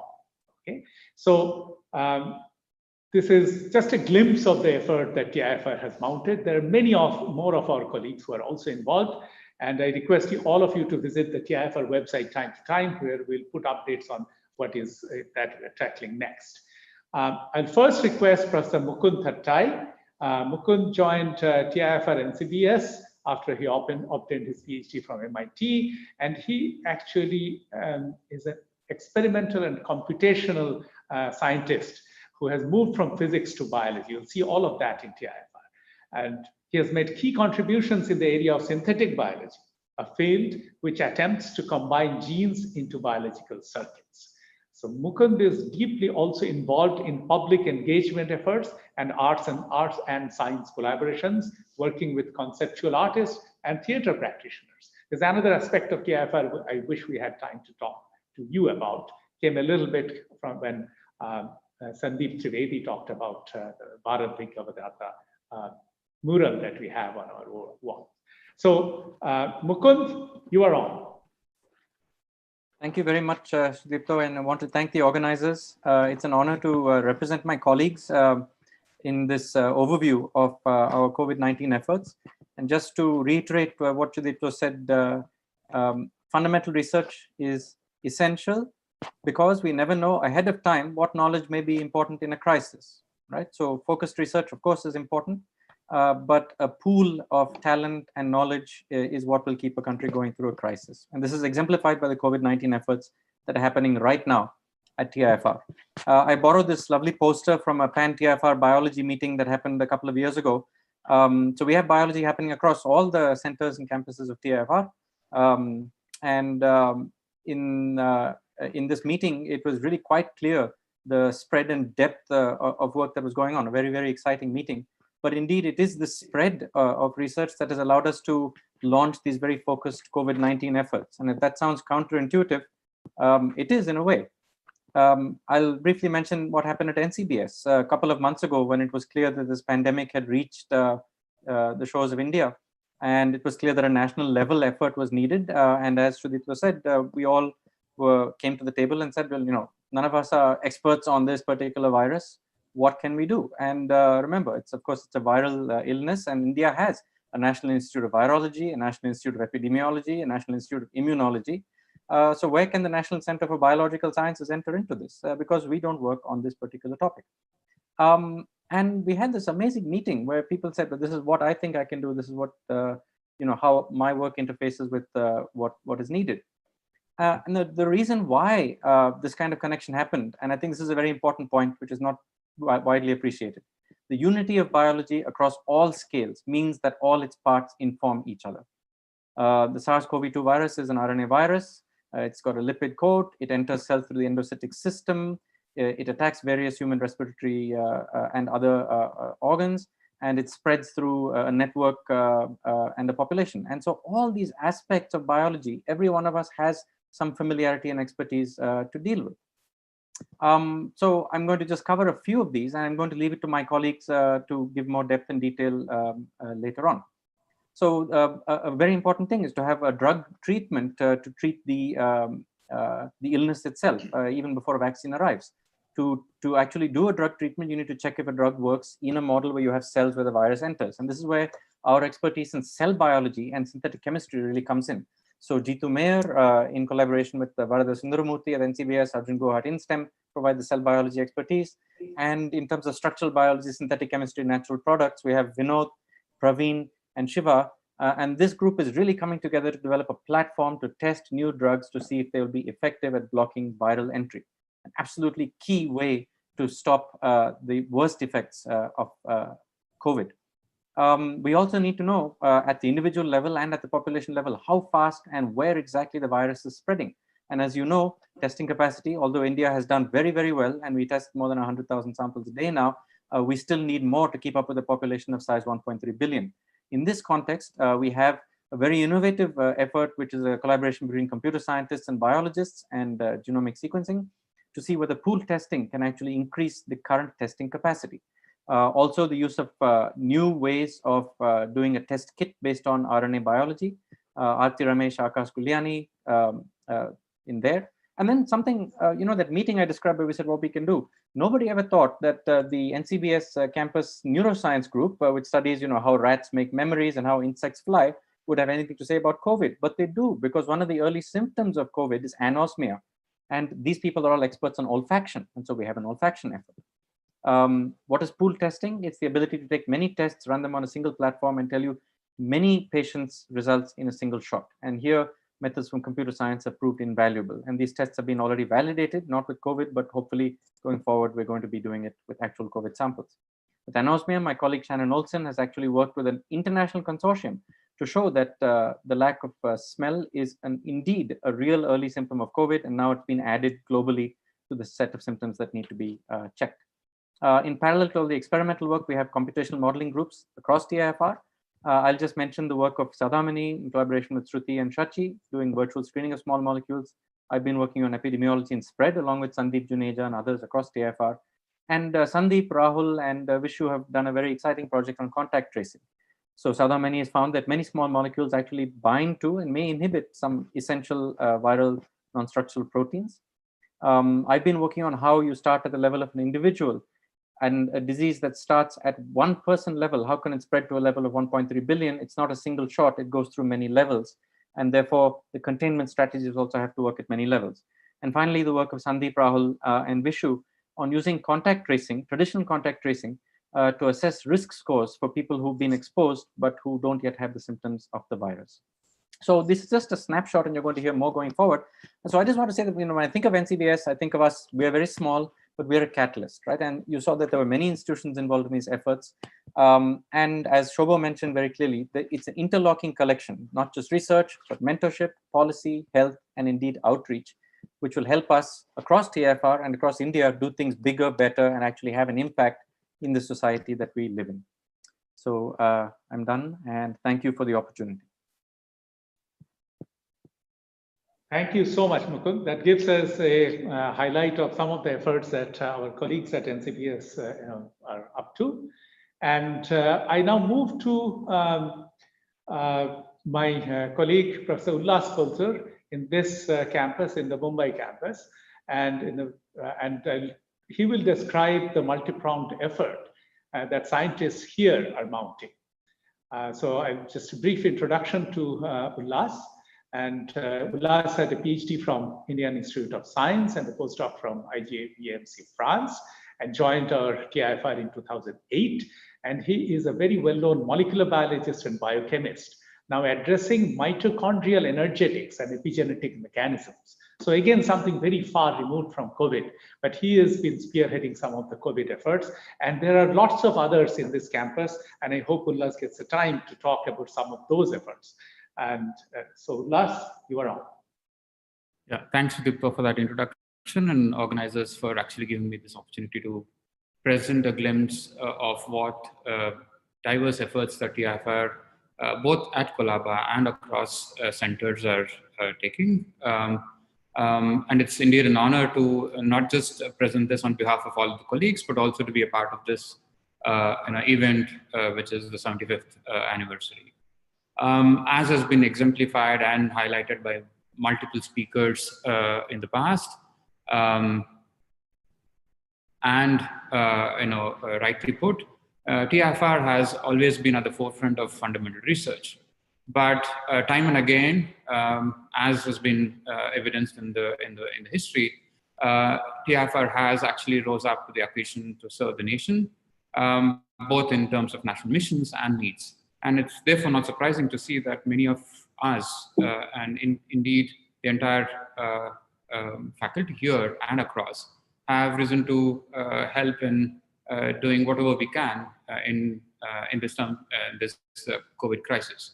And it's important to highlight here that I've just listed some of the broad areas that TIFR encompasses and how all of these have come together, which is rather unique, where you see that multidisciplinary approaches have been actually taken. And usually this happens in institutions which have to come together across different platforms. But here you have one institution that actually can think of doing this in-house. I'll just take this also as an opportunity to just highlight how, let's say you take a fundamental research and try to morph it into a program that could be useful for solving societal problems. And this is not just something that we do in our lab or in our group, but this is probably kind of a theme that probably resonates across corridors of TIFR and other centers. Our group has been working for the last decade on understanding how why altered diets cause accelerated aging and lifestyle diseases. Now, of course, this is important for the society, and something that we have recently tried to understand is, can we actually go back and identify the roots of the problem in alterations that are caused on our daily lives, and maybe that could lead to cumulative effects on health and disease. This has allowed us, and in fact, I should highlight here that TIFR also gives you wings, also makes you dare to think about problems that you could probably otherwise not solve. And I would like to believe that in the years to come, that this tradition will continue. For example, we are on the verge of putting together a program to tackle malnutrition and understand why we are not able to solve the problem. And this is a major cause of concern for India and is hampering our ability to harness human potential. Now, diet and physiology is not something that is limited to people on Earth, but becomes even more relevant when you go in outer space. And it's very well documented how physiologies get altered because of microgravity, exposure to radiation, and several other stresses that astronauts experience. And India has been at the forefront of leading space technology and space endeavors. And in fact, TIFR has had long association with ISRO. Just to remind you that, as Professor Trivedi, our director, mentioned, we were one of the key contributors to some of the recent missions that ISRO undertook, including the AstroSat itself. Now, therefore, it's only probably within an institution like TIFR that you can probably say, okay, what do I do with metabolic work that I do to contribute to something that, there's a mission mode that's working on ISRO. So we are proud as TIFR to be a part of Gaganyaan 1, where we are trying to look at effect of microgravity and physiology in human cells. TIFR has also been a leading contributor in visioning space science for India, 2020 to 2030 and beyond. TIFR has been an active contributor in capacity building and manpower development and putting together a program that would now enable future generations to actually think and dream big about the potential possibilities that exist for us to capture in interdisciplinary sciences. Now let's come back to COVID. COVID, like I said, has been tackled across institutions. I think many of us have repurposed our scientific expertise and come together like never before to actually put together programs to solve this crisis, be it at the level of service and capacity building, understanding disease biology, trying to understand how disease spread is happening in populations, prevalence and susceptibility, diagnosis and detection, or even simply information dissemination and public awareness. Mind you, this has been important because we have tried to provide solutions with impact on service, science, and policy.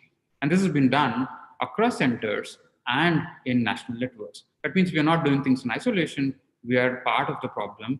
We are part of the structure that is trying to solve the problem. So I would like to highlight some of the efforts that have taken shape in Colaba. Like I said, service and capacity building has been one of the corner things that center things that we've looked at. I'll just highlight some of these, including process development, where we are trying to look at novel materials for RNA extraction. Unfortunately, I won't be able to go into the details of what each of these people are doing, but essentially just highlights how multiple people across departments is important, where we've come together to address this particular issue. Again, in the context of disease biology, in addition to efforts that Mukund highlighted at NCBS, we are also looking at how post-viral interactions are actually determining the disease biology, all the way from biophysics, cell biology, and metabolism. A key aspect that I would like to highlight, which is actually taken off very well, is efforts from our colleagues in DCMTS, Arnab and Shankar Ghosh, where they have tried to understand, try to build a very simplistic machine or an instrument that can measure the efficacy of masks. All of us are aware that there is a huge, kind of a paucity for PPEs, and medical professionals who are at the forefront of fighting diseases are actually the most vulnerable because they don't have good quality masks. And these are expensive and they're not easy to come by. And TIFR efforts in this context have been, again, very important. Where a prototype version of an instrument that can measure efficacy of the masks have been done. These are easily deployable, and this is a very cheap version of something that you could import otherwise. And this is now ready to be launched. Efforts along with Tata Memorial Hospital, again, thanks to truly motivated hard work. And in terms of crisis, it's not easy to get things rolling.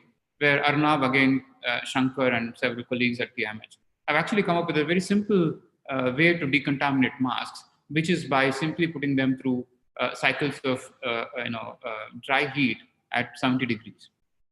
You can clearly see that such repeated cycles, you can regain the efficiency of these masks. These are very simple solutions that TIFR has tried to put together, and this is actually being used at TMH. Again, one of the key areas in which we are contributing is understanding disease prevalence and susceptibility. We are trying to understand how there is spread of disease across populations, across cities, and this is something that probably Sandeep will allude to a little in more detail as we go along. We have also made we have also put in several efforts in terms of diagnosis and detection, where we are trying to come up with novel approaches, peptide-based novel chemistries that is going in a big. Now, lastly, one of the things that's important is all of us understand that there is misinformation can be more dangerous than the virus itself. In this context, it's extremely important to realize that efforts from TIFR and IESC and several other institutions, including our own centers, have been at this forefront to actually give curated scientific information that's available to public and available to public in multiple vernacular languages, which means we are able to reach out to populations and educate them about the science behind COVID and the real information that matters to them in the real world. So with that, in my talk, and thank you for this opportunity again. Thank you very much, Ullas. Without wasting time, thank you for giving an overview of all the stuff that is going on in many places in TIFR. I would like to now take the audience to a couple of specific examples where you will hear about more specific things on the ground that you are trying to do. And so I will next request my colleague, Professor Uma Ramakrishnan from NCBS TIFR to come on. In a brief introduction and provide. Uma is an associate professor and a senior fellow at the Wellcome Trust. She joined NCBS about 15 years ago, coming from UC San Diego and Stanford University. And I need to be brief. I cannot resist noting one of the things that she is one of the women scientists featured in the book 31 Fantastic Adventures in Science, women scientists from India. So Uma's research aims to understand endangered species and Indian biodiversity. From there, she has bridged the gap from that science to the applied science through a very interesting connection that Uma will bring up, I'm sure. Uma, you are on. Thank you. Thanks everyone for having me here. I guess I'm one of those people who's been spending a lot of time the last 15 or so years just following my passion and doing what I want, which includes actually following tigers in the beautiful Ranthambore, which you can see here.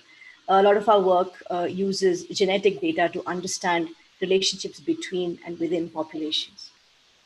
And apart from this, we've also spent a lot of time working on biodiversity and its assembly in India. Why do certain places have more biodiversity than others? And in doing so, we did a lot of work on bats, particularly in the Northeast and in the Western Ghats as well. So that's what piqued my interest initially when we started hearing about COVID-19, because SARS-CoV-2, the virus that causes COVID-19, has its origins in a bat. So as the progression of the disease was increasing, became declared a pandemic, we had, as Mukund said, the disease at our shores. It seemed more important than ever to actually do something on the ground. And so the need of the hour really seemed testing, basic testing. India seemed behind in our ability to actually deliver a certain number of tests a day. So we actually set out with colleagues, this is in collaboration with the Institute of Stem Cell Biology and Research, INSTEM, which neighbors NCBS, to set up a COVID-19 testing center. And this center, following permissions, became operational almost 2 months ago. And the activity of testing is actually very basic, very different from science and the timelines we have in science and research, which tend to be long.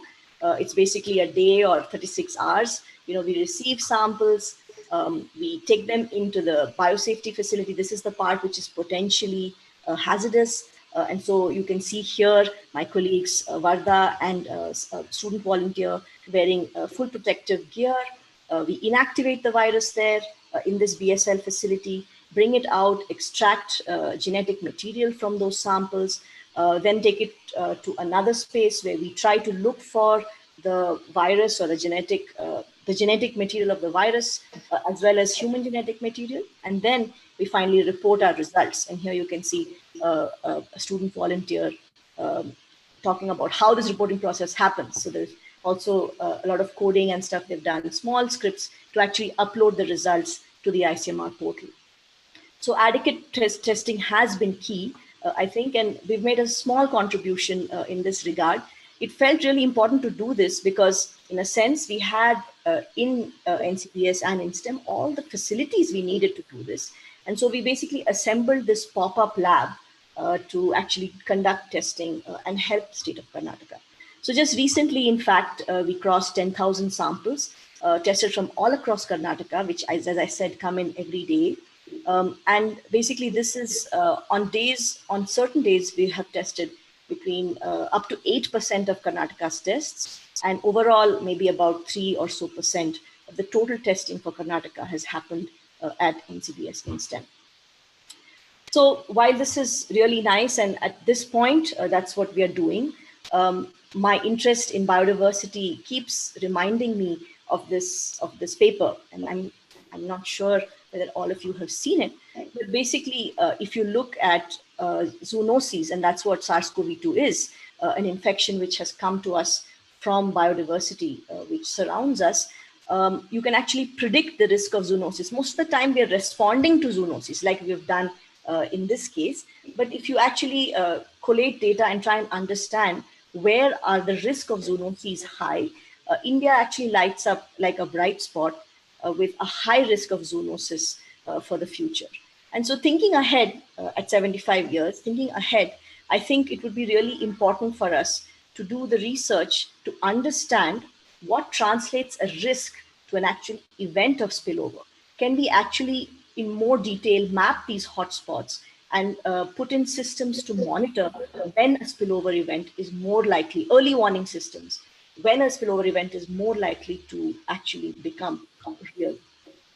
And this, of course, brings us back to, why is it that India has such a bright spot? Well, it's because, of course, of high population density, high biodiversity, but also very importantly, high degradation of nature. And so this brings us back to something which I think is a challenge of our time, and maybe links to something that Sandeep mentioned early on, India-specific issues where fundamental research comes in, but also India-specific solutions.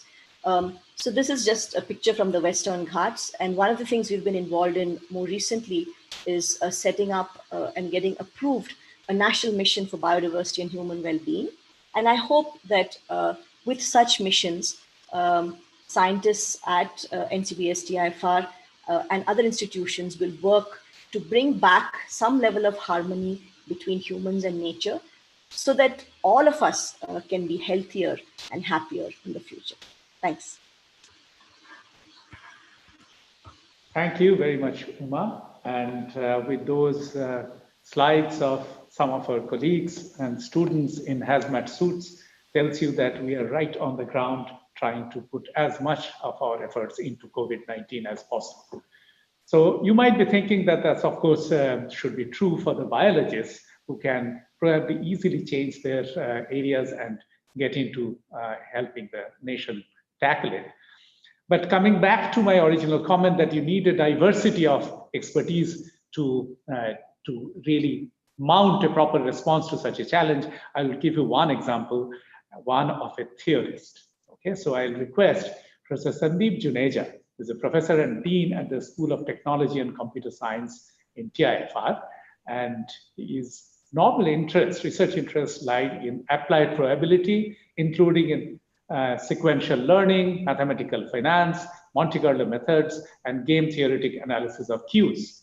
But he will show you, and that's a great example, how one can take the real fundamental expertise in one area and quickly apply to something else, because we do need, in addition to all the research and all the actual testing, etc., some modeling. So over to you, Sandeep. Thank you, Sudipta. It's again a great privilege to be in this TIFR 75th anniversary celebrations.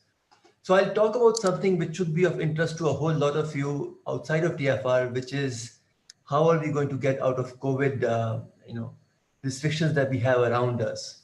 So my colleagues and I, we built this tool. It's a simulation tool for epidemic spread, which tells you how the epidemic is spreading in Mumbai. It's a city-based tool. So we specialize it to Mumbai. And it also tells you that what if you do a variety of interventions like lockdowns, like relaxations of different sorts, how does that affect the numbers that we see, the hospitalizations that we see, the fatalities that result, and all of that, so that authorities can make better decisions, more informed decisions. So this is joint work with Prahlad, Ram Prasad, Piyush, and this is joint effort with ISC Bangalore. Basically, we were both ISC and TIFR were thinking along these lines, and then we got together. So Uma, before me, sorry, I should be able to go back.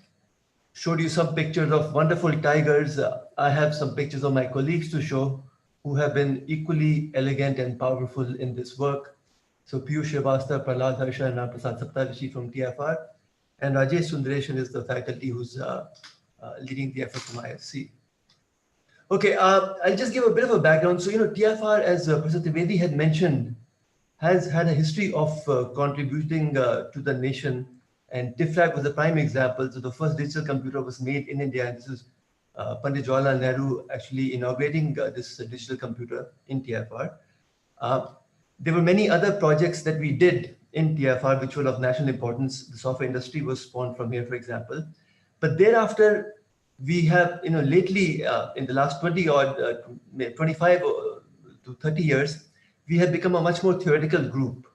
So typically we publish on theoretical conceptual issues, on more mathematical sides of computer science. But now for this COVID, as was being discussed, our team came together with the intent of building a tool which actually helps the policymakers. Now, what do? So we create a simulation model on the computer. It's an agent-based simulation model. Essentially, for Mumbai, we create the whole city on the computer. So, we'll have 12.4 million people spread over different wards in Mumbai. There'll be a ward A, for example, in ward A, you'll have TIFR located somewhere. We'll have all the families, created in the simulation with the right age distribution. Age distributions are important because, people who are old are more likely to be susceptible to COVID and its related medical conditions. For TIFR, we've not modeled the age. The fact that it's becoming 75 presents no danger to COVID, so we've not done that. But there are many other things we do. We model how people travel from one place to another, what the origin destination matrix is. How do trains play a role in spreading the infection? So that's very unique to Mumbai. Mumbai has 7.5 million people in normal times traveling on trains. So one has to get that right. We also model things, the fact that Mumbai has slums as well as non-slums, and slums can have high density. And there's a general belief that under high density, the disease spreads fast. So we make provisions to capture that. And all of this, is in a 13 million, 12.4 million people city that we've created. We are able to run it in a very great efficiency using high performance computing that TIFR has. So in 10, 15, 20 minutes, we are able to get results of variety of scenarios that I'll show you in a moment. So this is just an idea of the kind of information we are using. So we divided Mumbai into a number of wards. We have, families within the city. The age profiles are matched. The household size distributions are matched. School size distributions are matched. Work size distributions are matched, as well as people going to, where they go to work, etc. So all that is captured. I'll just give a broad sense to you of how does the model works. So what we do is basically, once you have this simulation, this synthetic city in the computer, you kind of figure out exactly when the infection started in Mumbai. Now, we all know that it's essentially happened from people coming internationally via airplanes around January, February, and that's when the city was seeded with infection.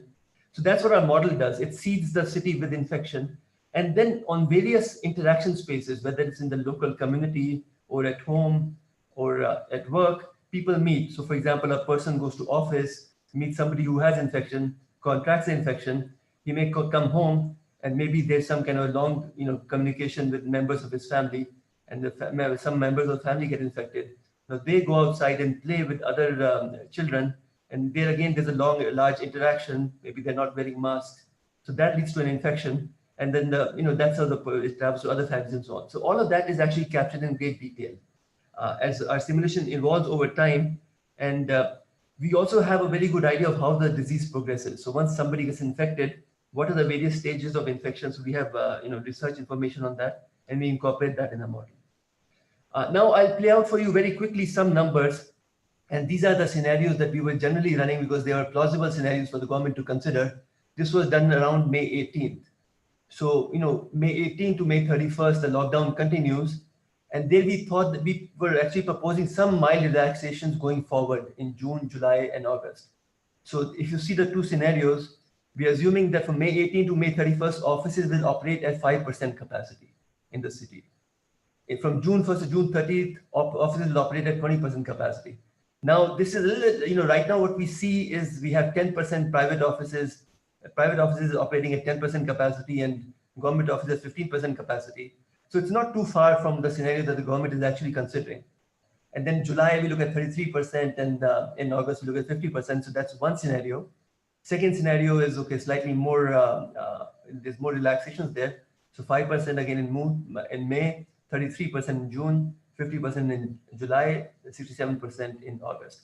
The idea in all this is to make projections as to what kind of hospitalizations we will see, what kind of critical care equipment does the government need, what kind of fatalities to prepare for. So all of that we want our simulation model to produce, and we'll assume in all of this that compliance levels are 60% in non-dense areas, but in dense areas like slums, it's 40%. And the rationale for that is that in a slum, you have common bathrooms, you often have common water places where people have to meet, so compliance does become less. And these numbers are kind of based upon some mobility data that we have, and also with the intent to see what kind of fits the data better. So with all of this, let me just show this chart to you. This is our simulation model showing you how the hospitalization is going to progress in these scenarios. The big picture here you can see is that, by June 1st, thereabout, you see about 5,000 beds are needed. This is for regular hospitalization.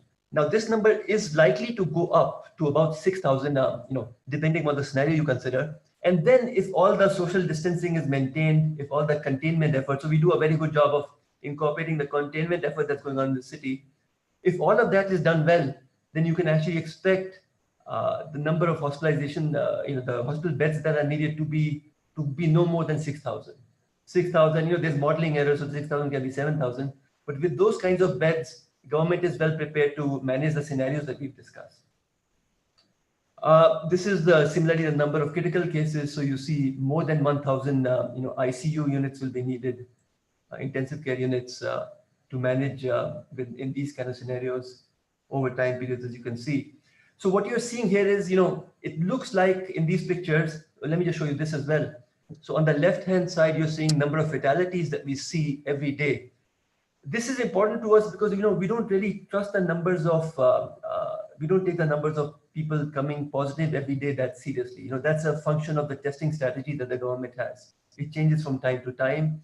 Person who's hospitalized with serious condition comes to the hospital, then there's contact tracing done. So it depends on how all of these things are managed. What is more reliable is fatalities. So that's a number we kind of train our model to. So you can see that the orange bars are the actual numbers of fatalities that one sees, that we've been seeing up till now, and the other lines are the scenarios that we consider. On the right side, you see all of this in a cumulative sense. The black dots are the actual fatalities, and the curves are the different scenarios that we consider. And what's nice and what's reassuring about the model, not nice to see deaths, of course, but in terms of model's capability of replicating reality, it's doing a pretty good job. So, if you go from, this was done mid-May, so we're going to June 1st, more or less matching what we see in Mumbai today. So what that gives us is some kind of credibility, some kind of sense of belief that, okay, the projections are reasonable coming off from the model.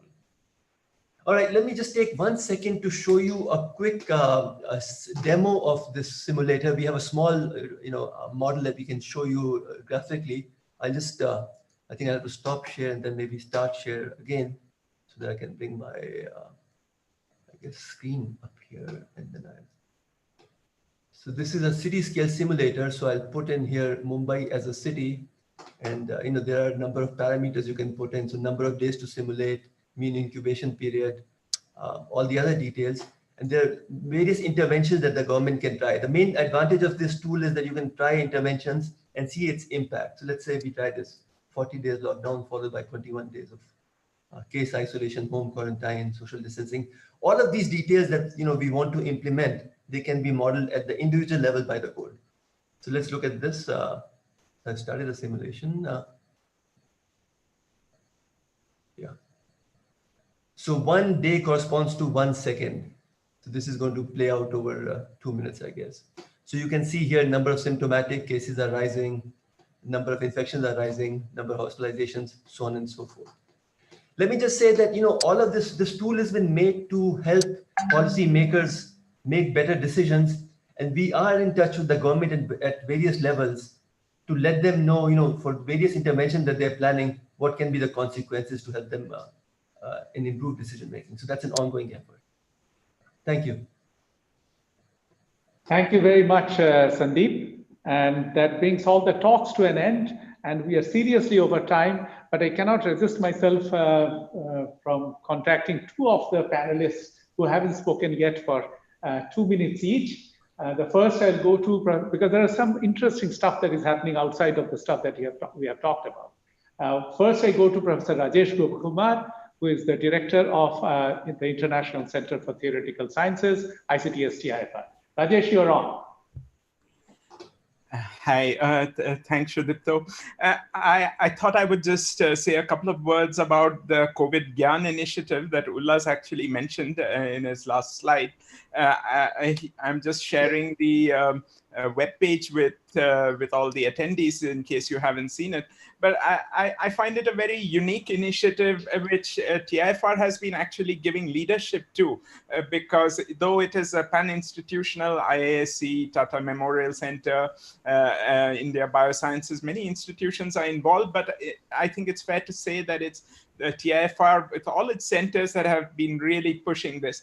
And what has really helped, I think, for TIFR to take leadership in this is the diversity of its expertise that people have already talked about.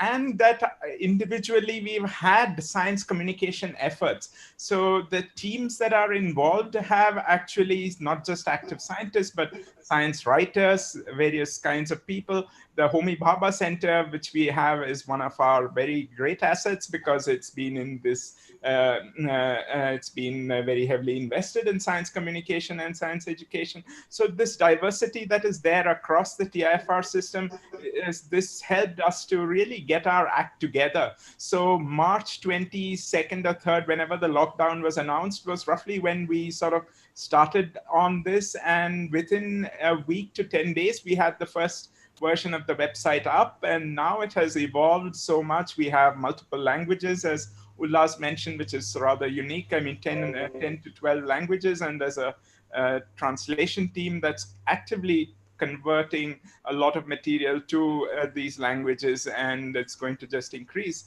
with time. We have started a webinar series, which is again been very popular. Last week's webinar had over 500, 600 attendees. It was by Manu Prakash from Stanford. So I think it's a very unique initiative. And the last point I would just like to say in this connection is that TIFR has really used this. I mean, there's been a channel opened to the public. And I think we should use this, we should build on this in the future, that to engage with the public on matters which involve science, for which it is important that scientifically accurate solutions and knowledge is sort of communicated, and we take feedback on what society needs, I think. And there are scientists, as you heard, in our system who are ready to take up these challenges. So we need to have this mechanism for this feedback, and then I think our scientists can really take off with addressing societal issues, as many people emphasize. Okay, thanks. Thank you so much, Rajesh. So COVID Gyan is really something really very useful for many people. I then move to Professor Satyajit Mayer, the director of the National Center for Biological Sciences and one of the leading biologists of the world. He has been really instrumental in coordinating many of the COVID-19 efforts in TIFR. Jitu, you're on. Thanks, Sudipto. It's first of all, great privilege to say a few words at this 75th year of the TIFR's origins. I just thought I would pick up from where Rajesh left off.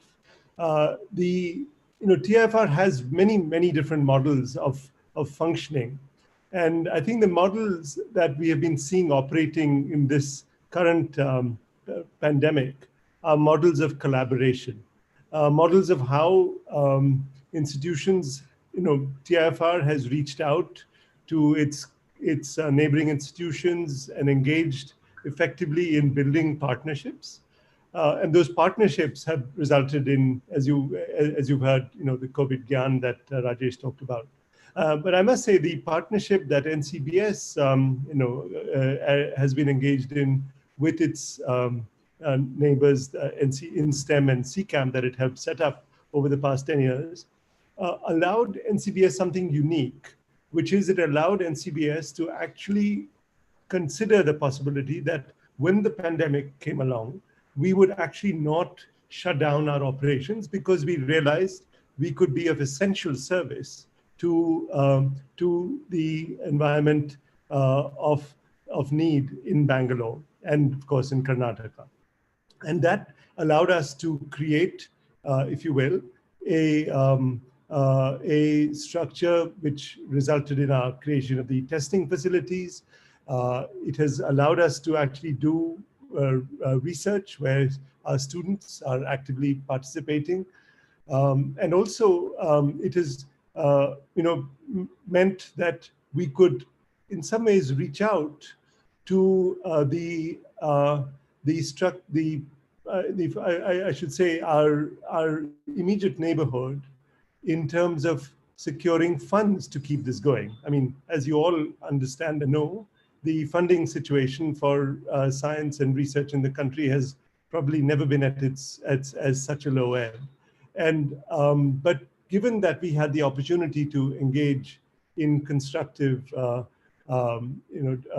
constructive activities that would contribute towards the COVID pandemic, we have been quite successful. And I'd like to acknowledge a number of our